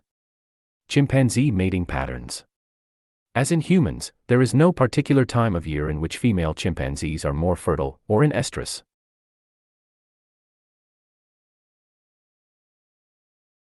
That said, within a community, a higher fraction of females are in estrus when the food supply is most abundant.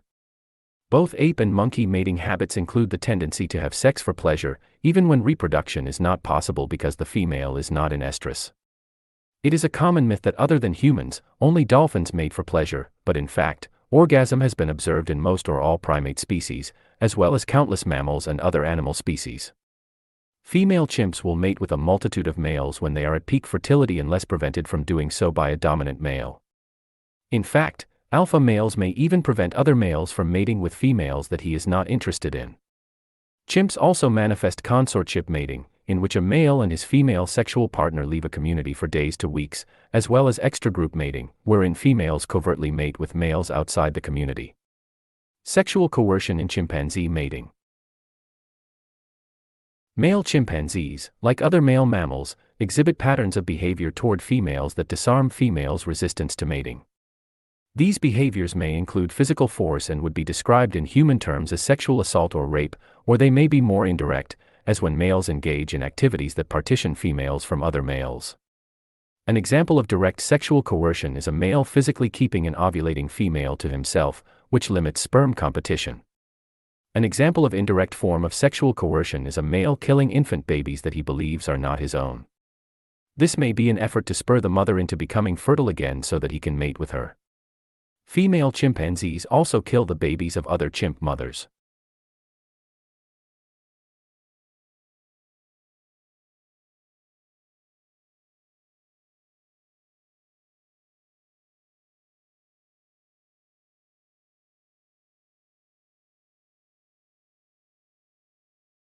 $150 million years based off fossil records.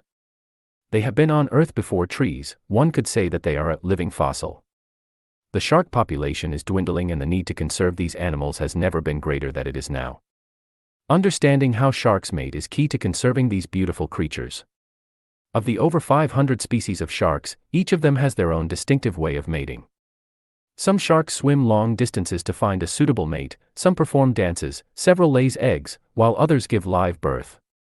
In this blog, we'll be exploring sharks' mating habits, their rituals, fertilization, and reproduction. What is the mating process of sharks? Little is known about sharks and their mating habits. Of the over 500 species, research and observations have only been collected on around 10 species. The frequency at which sharks mate varies between species. Most species typically give birth 11 to 12 months after fertilization. Other species such as basking sharks have a gestation period of 3 years. Sharks travel long distances to hunt and mate. Great white sharks and whale sharks can travel thousands of miles. Most sharks will choose shallow water or estuaries to mate and lay eggs, away from feeding areas. When the female is ready to mate, she will give off a chemical that alerts the male sharks. Now that the male is aware of the female's interest to mate, he will need to get her attention. Some sharks perform dances and some sharks, such as the great white, show their strength. A common practice is the male biting the female. These bites are not the same as an attack and tend to be gentler. It is common to see bite wounds or marks on females after mating, and it is for this reason that some female sharks' skin is thicker than male sharks. After the male has the female's attention, the female may display rejection behavior by swimming away and/or blocking the male shark. All sharks reproduce via internal fertilization, which means both the male and female are required to come together for the male to inject his sperm via his clasper into the female's cloaca. The male has two claspers located on their sides of their lower backs which hold the sperm. The female's cloaca is located between the pelvic fins. Once the mating has begun, the shark will mount the female, either underneath or beside her.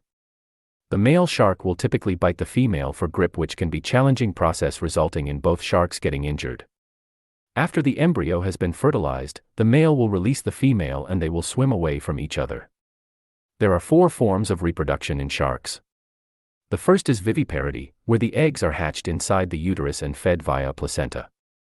The second is oviparity, where the female will drop her eggs in the sea, where they will hatch. The third is ovoviviparous, which is like viviparity, however there is no placenta. The pups survive off eating unfertilized eggs. Lastly, there is asexual reproduction, which has only been recorded in captivity, where a hammerhead shark reproduced without a male. Understanding how sharks mate is vital to protecting them. From what we know, sharks tend to have small litters, with some species only giving birth to one pup at a time. Knowing the age that sharks reach sexual maturity as well as their gestation periods are key to conserving and protecting them.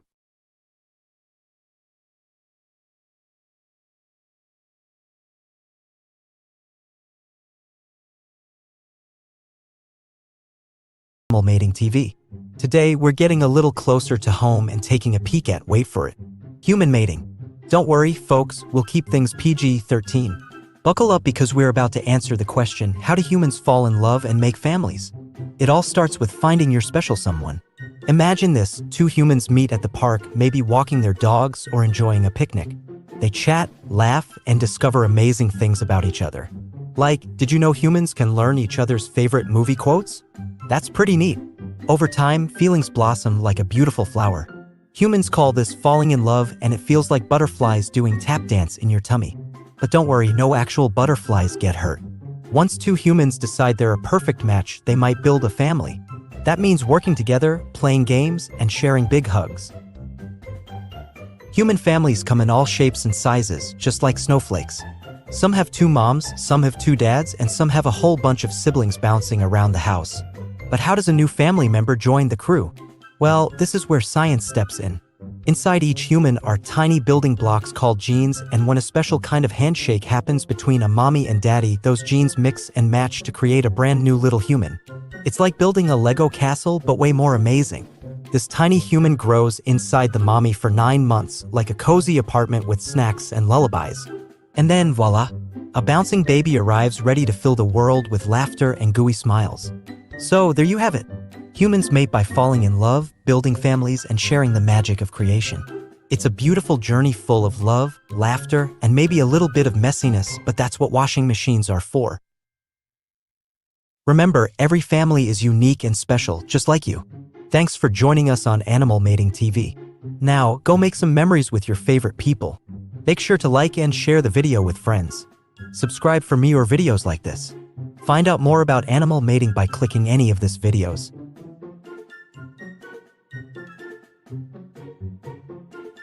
Draft-free environment.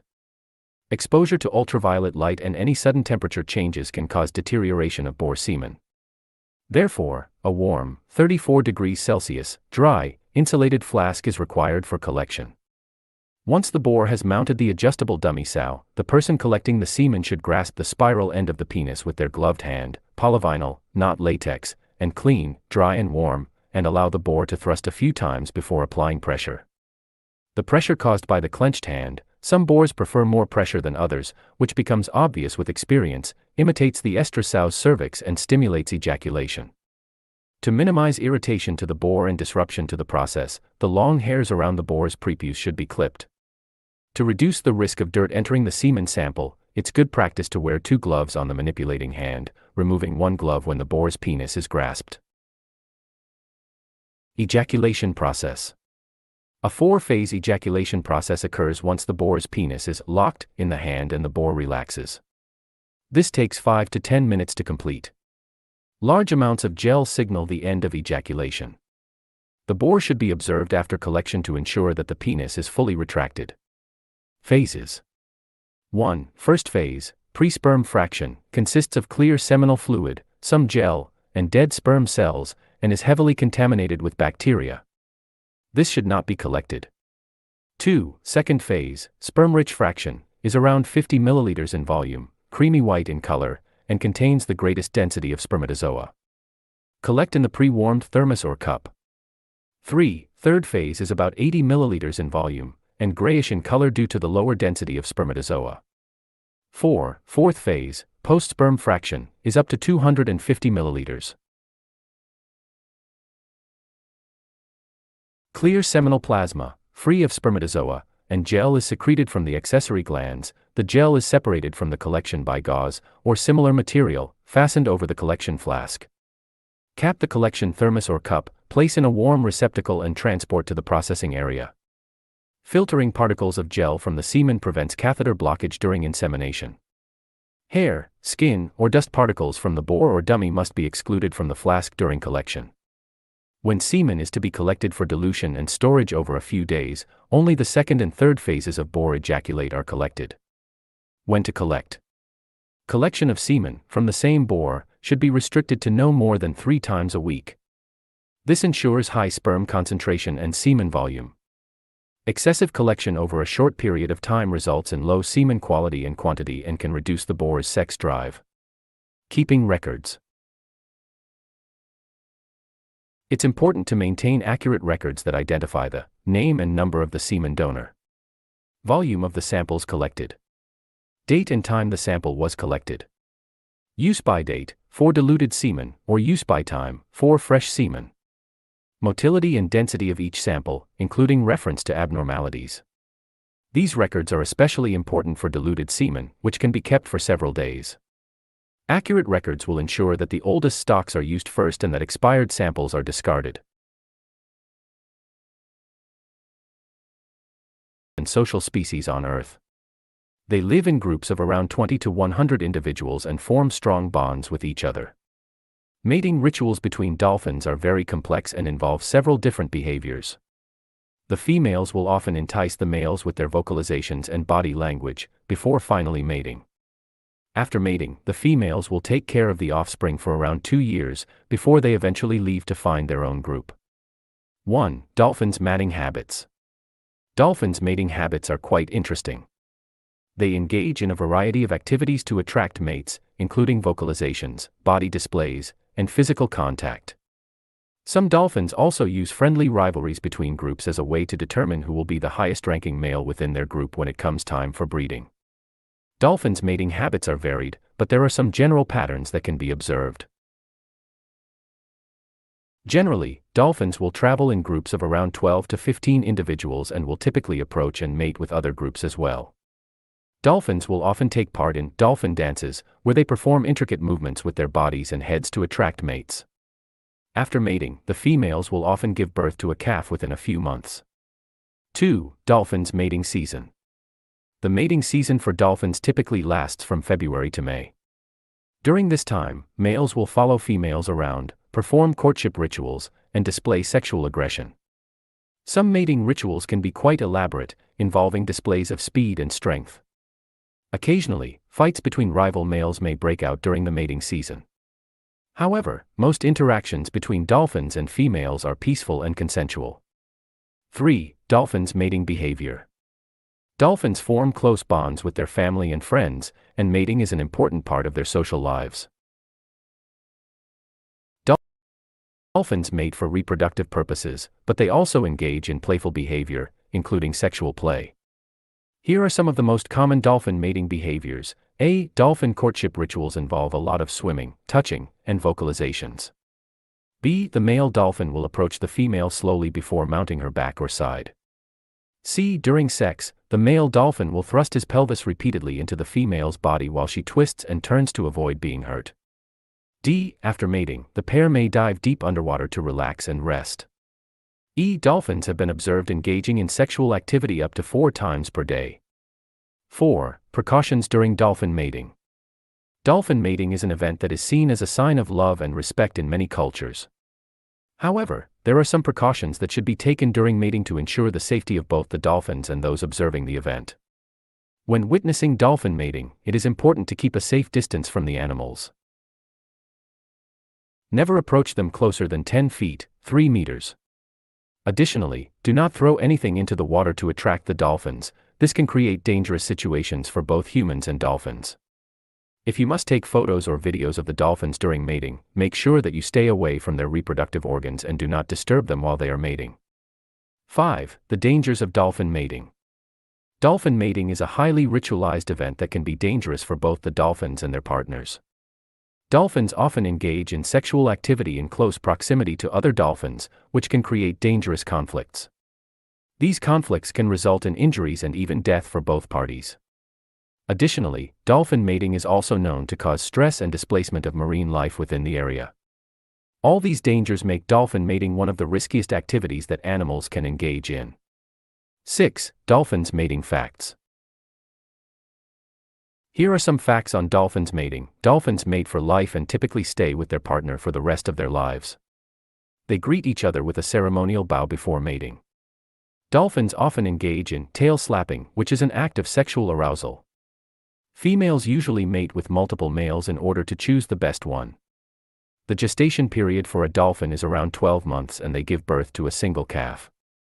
7. Dolphins mating whales. Dolphins and whales are two of the most interesting animals in the world.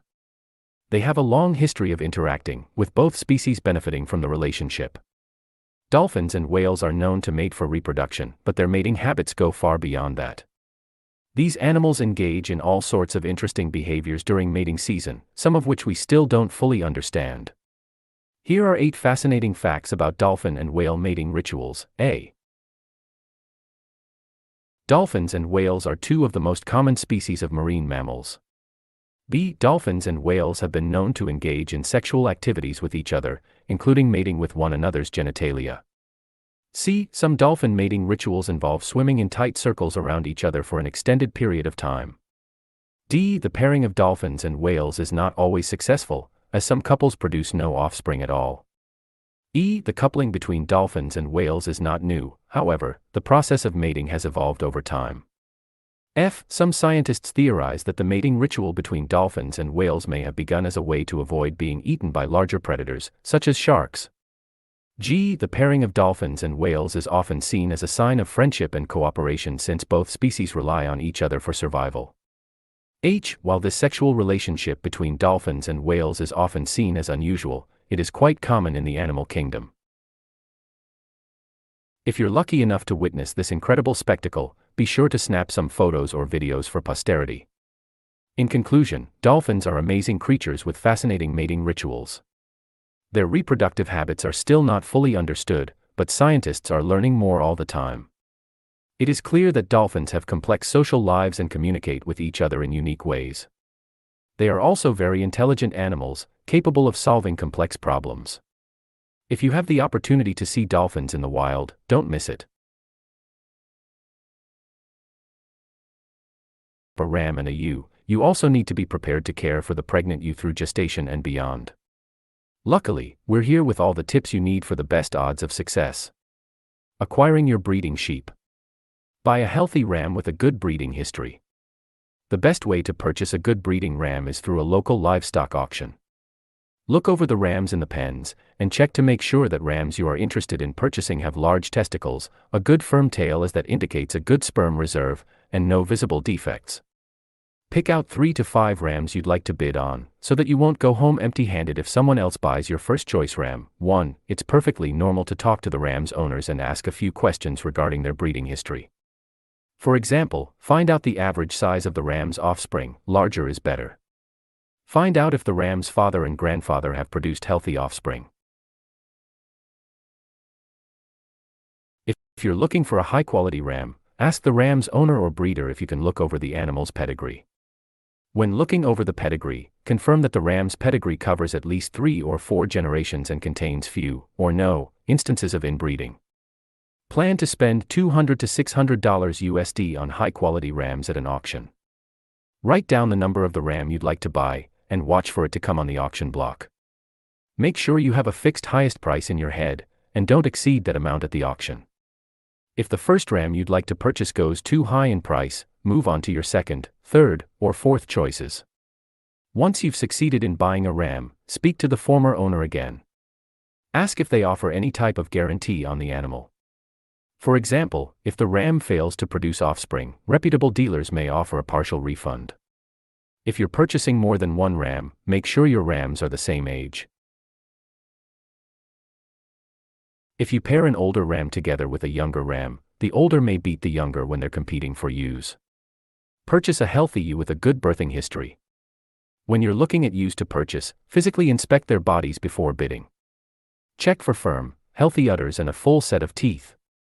Ewes should be of average weight for their breed, so avoid ewes that are obese or that are only skin and bones. 2. Due to the large number of sheep breeds, the average weight of ewes can widely vary. Mature breeding ewes can weigh from 100 to 240 pounds, 45 to 109 kilograms. 3. Talk to the breeder or owner before bidding on a ewe.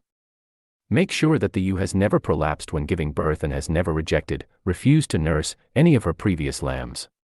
Expect to spend $200 on fertile ewes at an auction. Ewes are generally cheaper than rams, since rams can impregnate multiple ewes in a single breeding cycle. A good ewe may sell for only $200 to $300 USD. 4. Exercise caution if a breeder is willing to sell a ewe for under $200. This may indicate that the ewe is in poor health or has prolapsed during previous births. Caring for and feeding your breeding sheep. Feed your ram a good, nutritious hay diet. The ram will have been eating a grain diet in the auction feeding station, so you should transfer him to a healthy fresh grass and nutritious hay diet. Allow the ram to graze freely on healthy hays. A hay diet will increase the ram's ability to breed well and to produce strong, healthy lambs. 5. Good hay choices include timothy, Bermuda grass, brome grass, Kentucky bluegrass, orchard grass, and ryegrass. Ask a vet to examine your ram 6 to 8 weeks before mating. Have the vet perform a breeding soundness exam to confirm that the ram is in good health. Ask your vet to provide a full clinical examination, a genital examination, and a semen sample. Breeding rams should have normal genital organs, normal libido, the ability to mount and mate ewes, and a good amount of sperm to ejaculate. 6. Beginning 2 months before the mating season, keep an extra careful watch over your ram to ensure it's calm and in good health. Illness will cause an increase in testicular temperature and may decrease fertility. If you're concerned about the ram's health, the vet can inspect the semen sample through a microscope to make sure the ram has a healthy semen count. Clip the fur around the ewe's rear ends in early fall before mating. Clipping the area where the ram will mount will help the ewe conceive by giving the ram easier access and preventing vaginal contamination by hair and fecal matter. Use an ordinary pair of sheep shears to clip off about 12 square inches, 77 square centimeters, on the ewe's rear. 7. This process won't hurt the ewes, so they should remain docile while you're clipping. Encouraging the sheep to mate.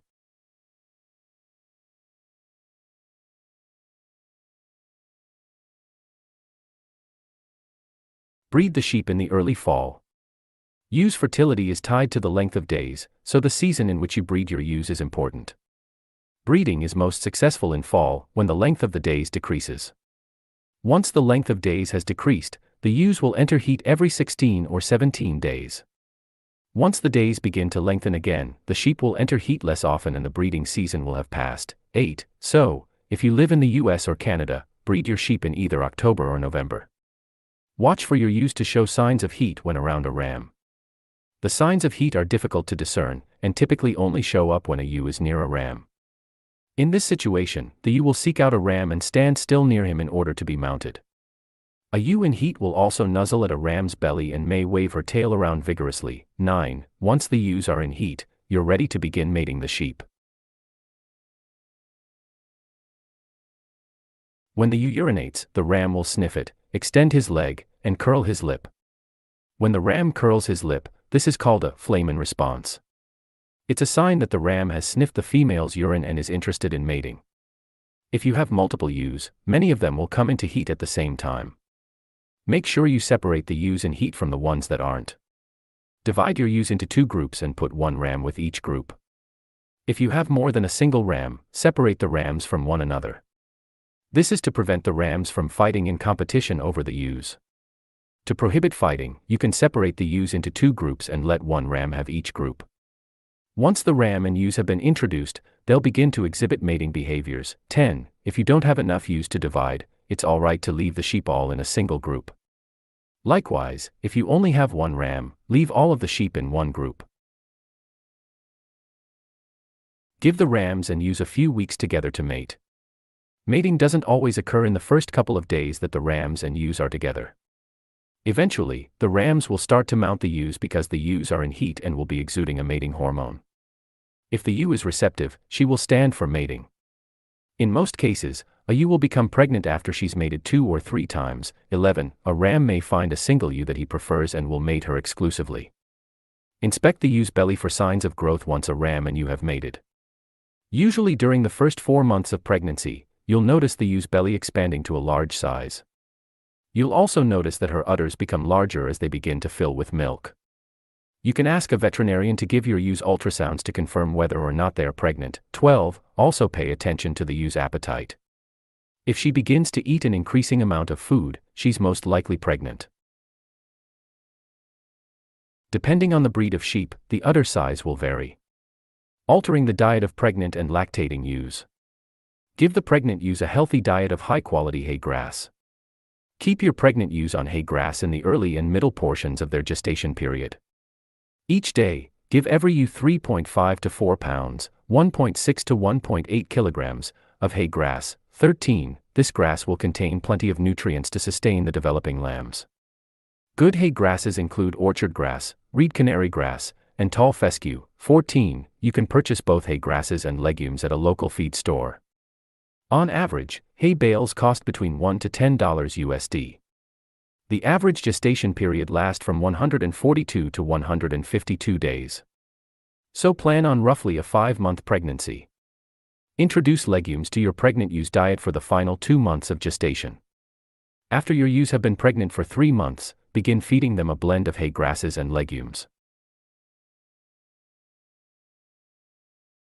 For the final months of their pregnancy, ewes will need a high-quality, high-protein diet to develop healthy lambs. Since legumes are higher in proteins than grasses, blend grass and legumes at about a 1-to-1 ratio. 16. High-protein legumes include cowpeas, vetch, soybean, and red clover.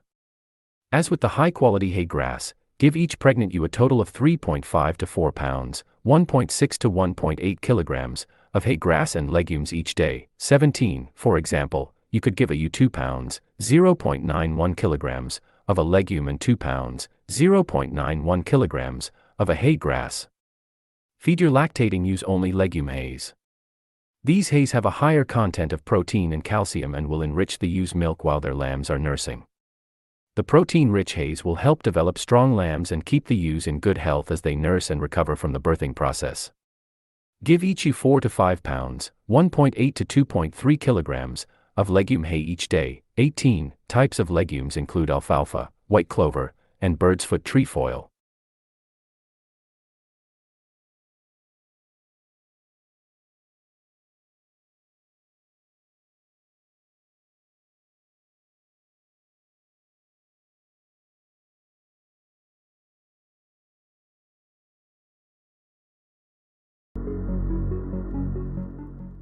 The tiger is a solid and unpredictable animal that inspires fear and admiration around the world.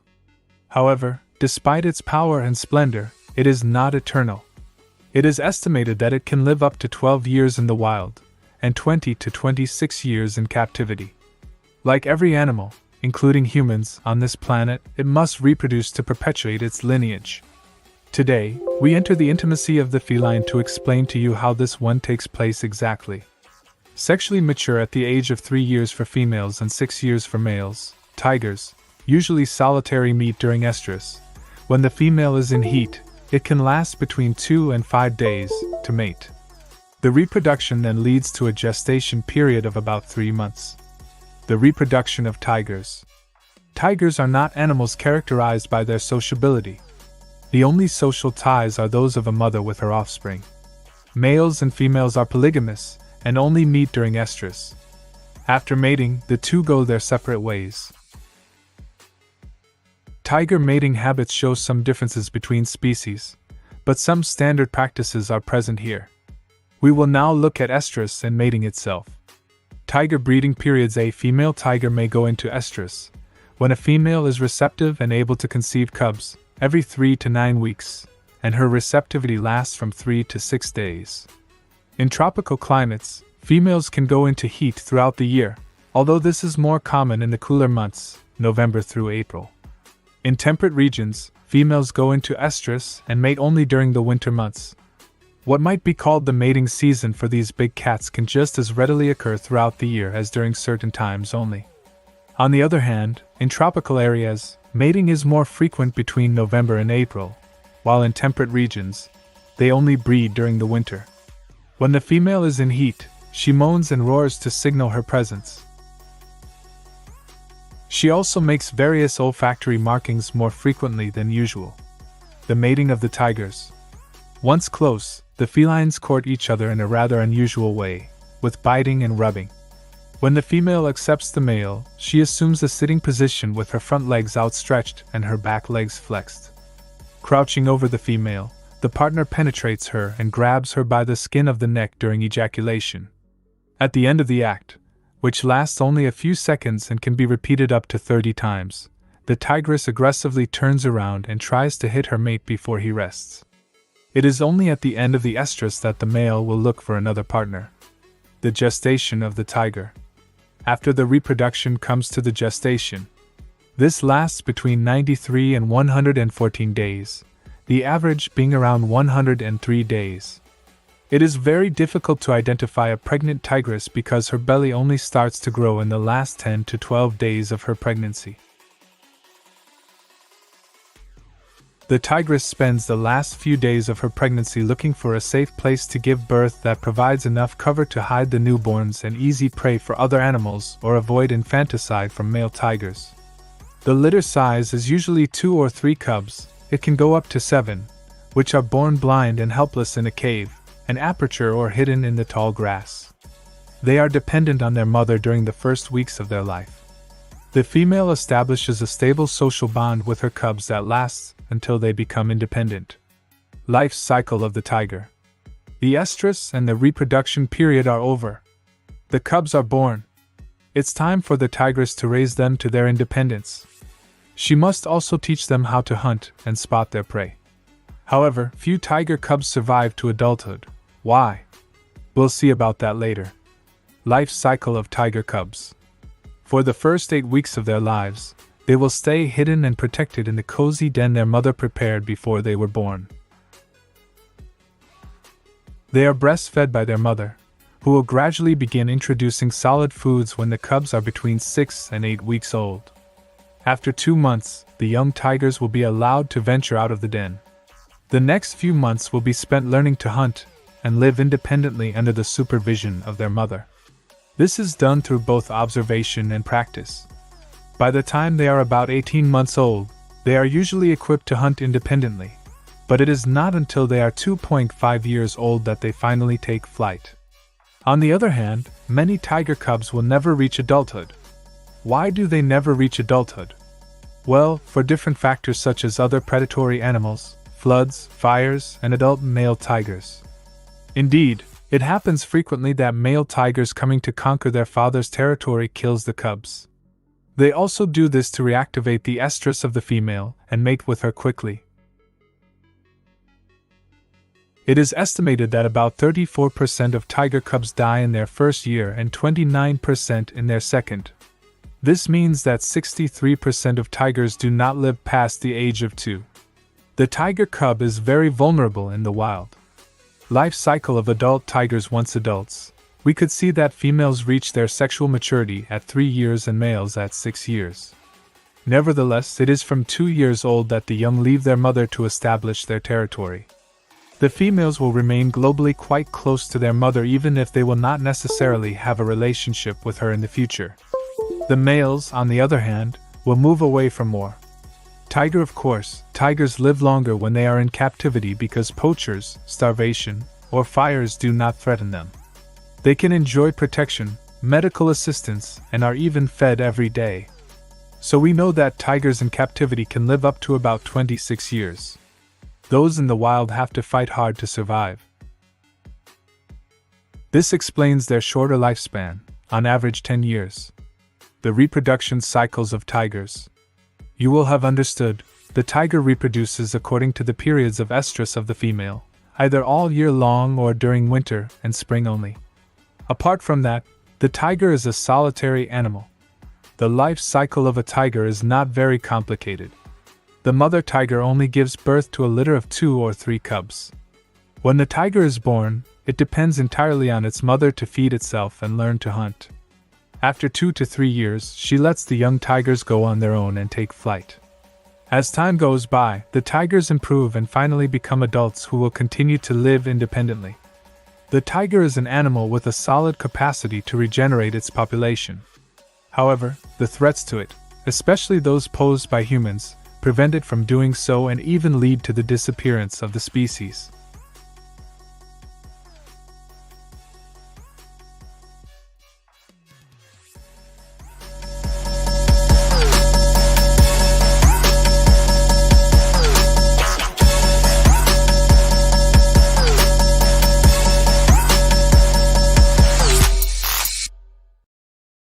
Varies, generally each drone will yield about 1 L.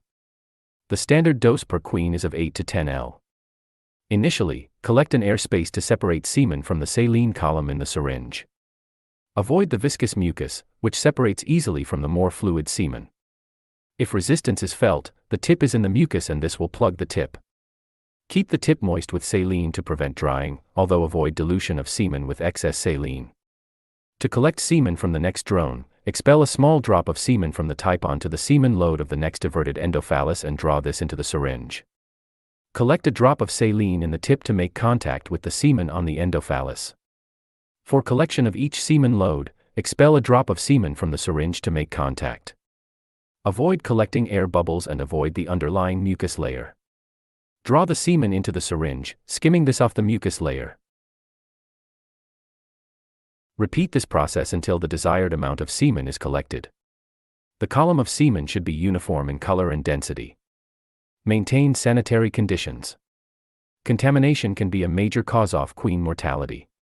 Take care to avoid contamination of semen, critical instruments parts in your hands.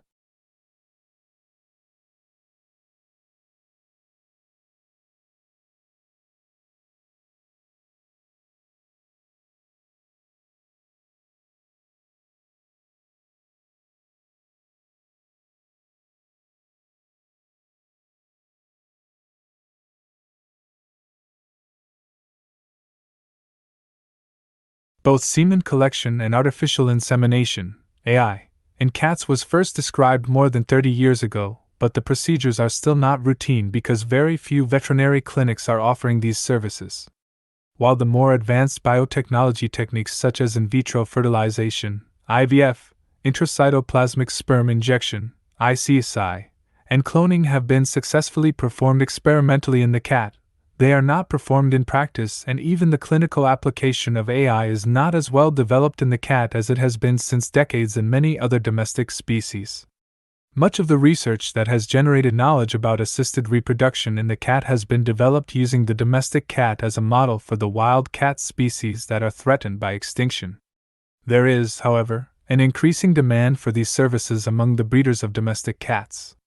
The behavior of intact male cats makes them unsuitable to keep in a household.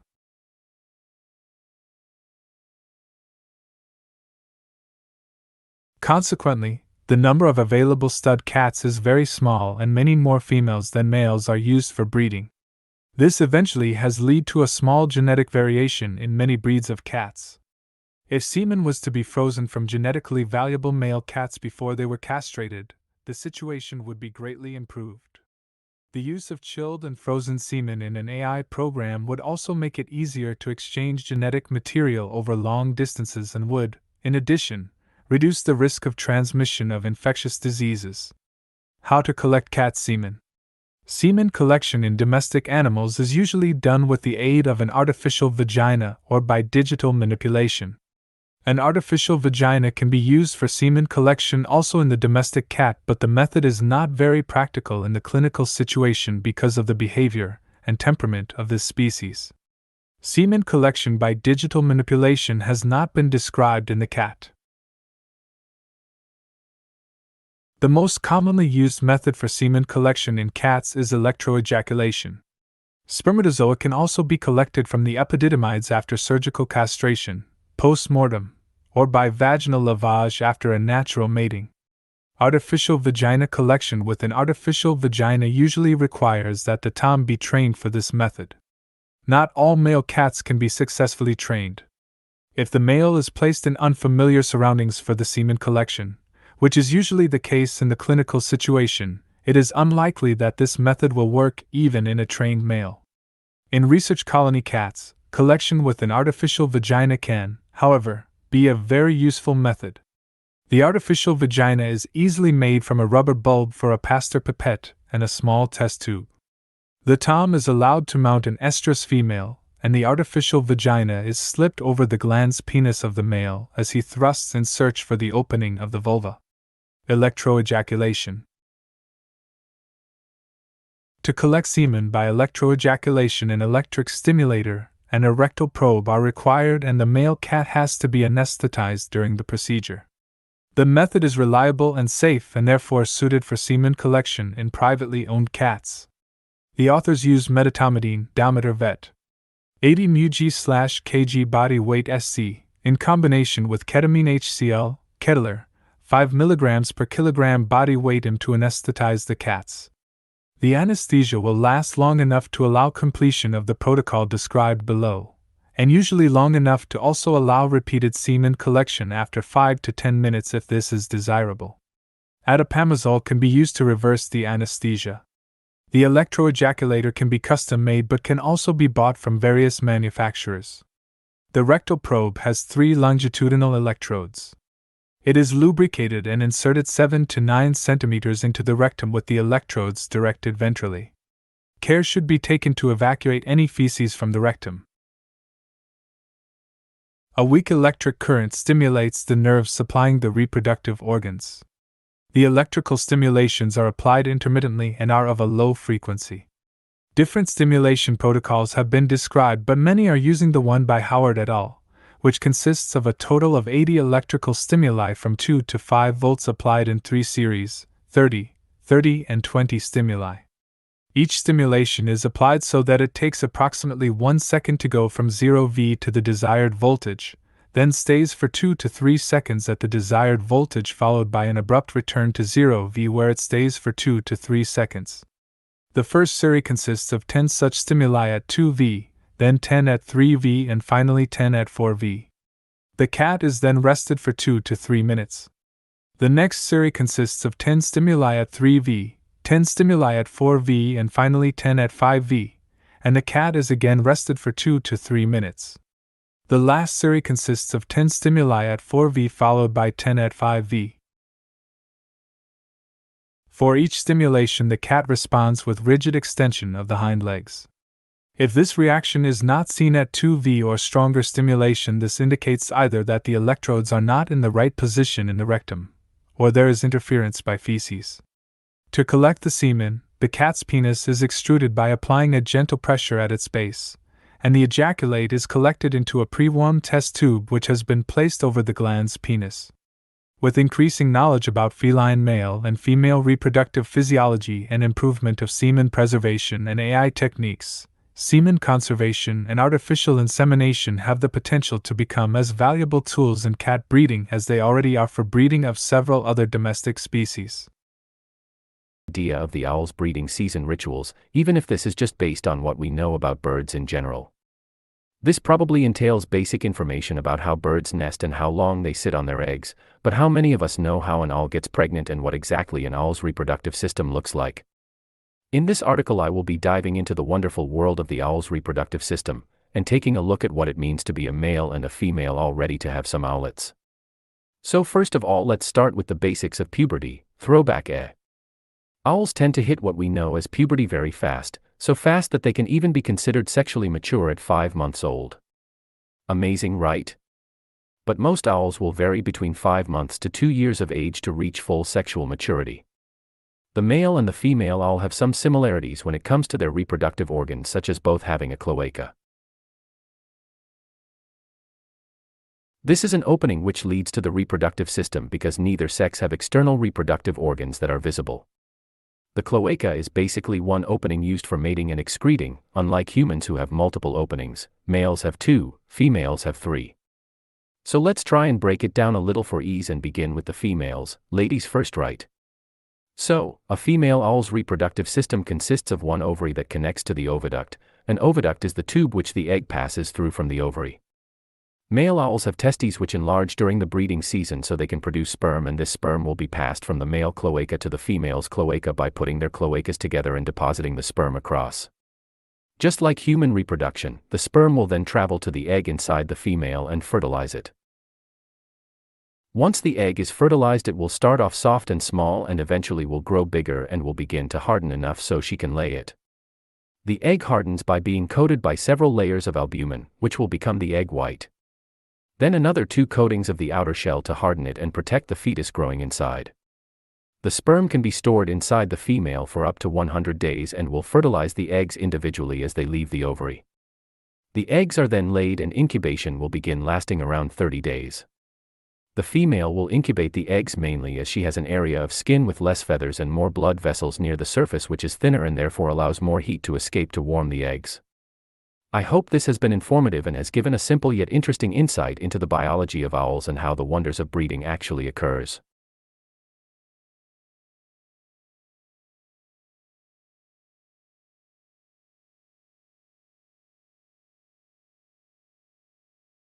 It can be quite confusing trying to understand how a hard egg is formed inside any bird and how this egg was fertilized, so I hope this has explained this process, albeit briefly.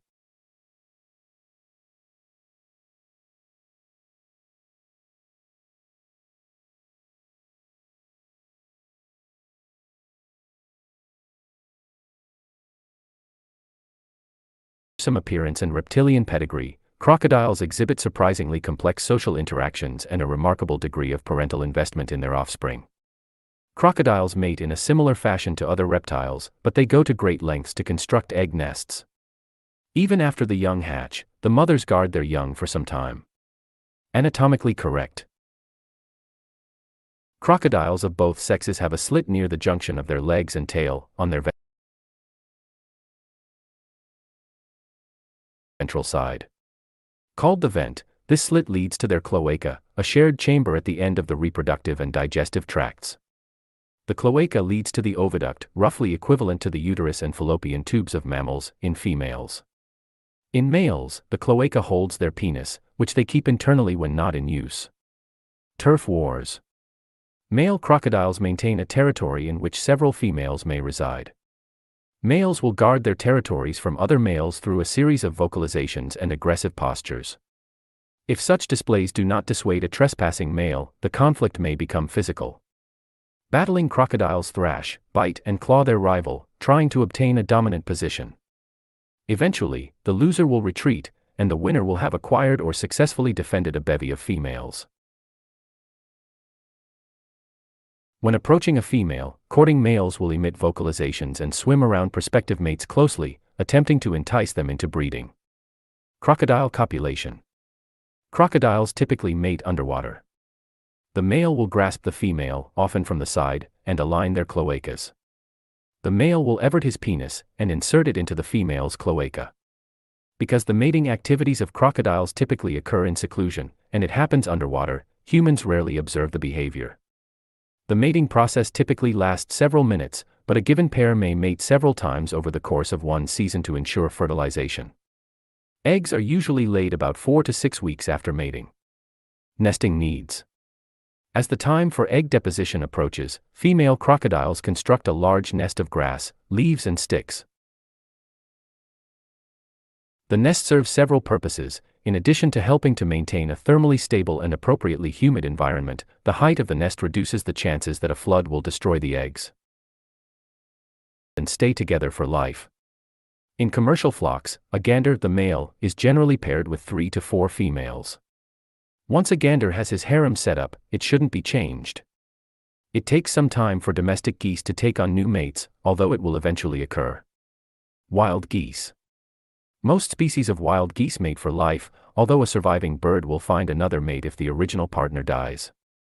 The Canada goose is the most common and best known of wild geese species in North America. These geese begin mating and reproducing at the age of 3 years. Mating season extends from midwinter to early spring. Signs that mating will soon occur include neck-dipping behavior, in which both male and female move their necks up and down. Males court females, but the female makes the decision as to who will be her mate. Once chosen, males become protective of their mates and fight off other males who want to pursue her. Sexing geese. If you intend to breed geese, you need to identify the genders. It's not always easy to tell the difference in young birds. The gander is generally larger than the goose. He usually has a bigger head and neck. Depending on the breed, the gander is often a lighter shade than the goose. Listen to your geese. The gander's voice is actually higher than the goose's. Her voice is usually harsher. Mating behavior. Just as people generally shower and change into clean clothes before heading out on a date, geese clean themselves up before breeding. They might preen or take a good dust bath. A gander's pre-mating behavior also consists of wing spreading, stretching, and flapping, along with gentle and aggressive pecking of his mate. He then mounts and copulates. During breeding season, a mated pair might copulate at least 5 times a day. Nesting and laying eggs. Like their wild cousins, domestic geese are hardy birds. You can keep breeding pairs or groups outdoors in all but the worst weather, as long as they're safe from predators. Provide nest boxes filled with hay or straw for the goose to lay her eggs. Depending on the species, geese incubate eggs between 29 and 35 days. If you keep other poultry species, you might want to remove the goose eggs shortly after they are laid and place them under broody hens or ducks. Domestic geese tend to be less maternal than other types of fowl.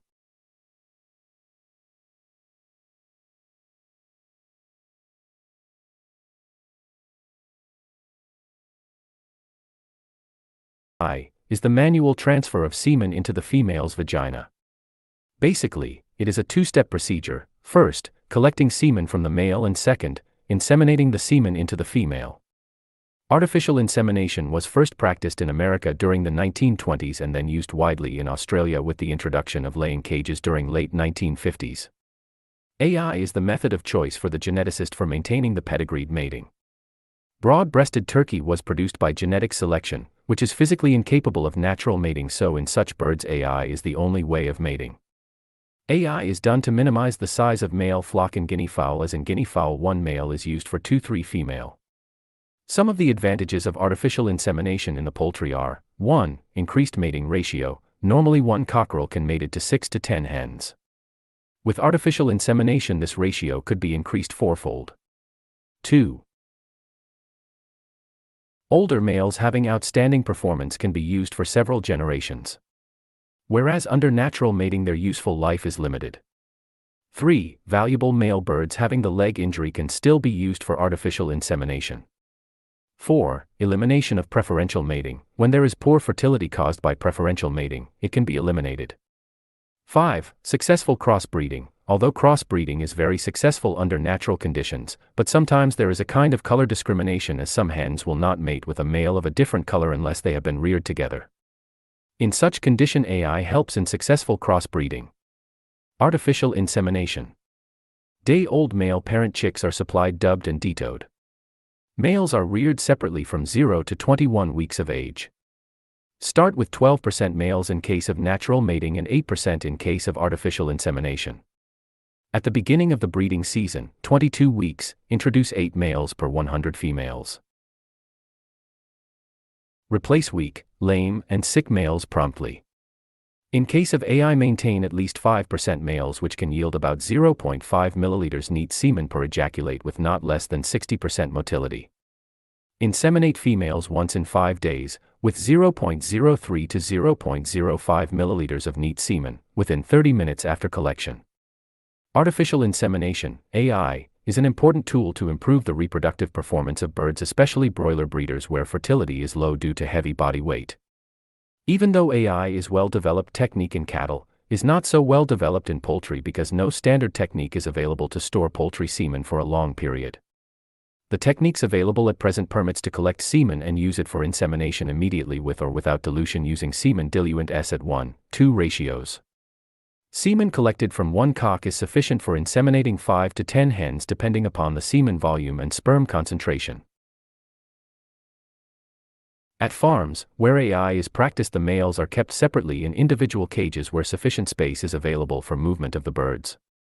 There should be a team of workers to associate collection and insemination of semen. Frequent changes of personnel in the team may affect the normal behavior of birds. Rough handling should be avoided, if not it may develop fear reaction, which affects the semen volume during ejaculation. Characteristics of poultry semen. Usually cocks start producing semen from the age of 16 weeks, but the fertilizing capacity of the semen is low. So, the cocks from 22 or 24 weeks of age are used for semen collection. The natural color of poultry semen is white or pearly white. Heavy breed male can produce 0.75 to 1 milliliter semen and light breed male can produce 0.4 to 0.6 milliliters of semen. A male can be used thrice in a week for semen collection with a gap of 1 day. Although everyday semen collection will not change the fertilizing capacity, but the volume of semen will be low. Semen consists of spermatozoa and seminal plasma. Fowl semen is generally highly concentrated, 3 to 8 billion spermatozoa per ml for broiler fowl. This is due to the presence of limited amount of seminal plasma since the accessory reproductive organs are absent in avian species. The seminal plasma is derived from the testes and excurrent ducts. At the time of ejaculation, a lymph-like fluid, also known as transparent fluid, of cloacal origin may be added to the semen in varying amounts. The addition of transparent fluid to semen at the time of ejaculation acts as an activating medium for the previously non-motile spermatozoa, thus ensuring their transport from the site of deposition to the sites of sperm storage tubules in the uterovaginal junction of the hen's oviduct. Equipments needed for A.I. Small glass funnel with stem plugged with wax. Inseminating syringe. Wide-mouthed glass vial. Small Pyrex semen cup. Large flask to hold water at 180 C to 200 C range for short time holding of semen. Steps in artificial insemination. AI in poultry is a 3-step procedure involving semen collection, semen dilution, and insemination.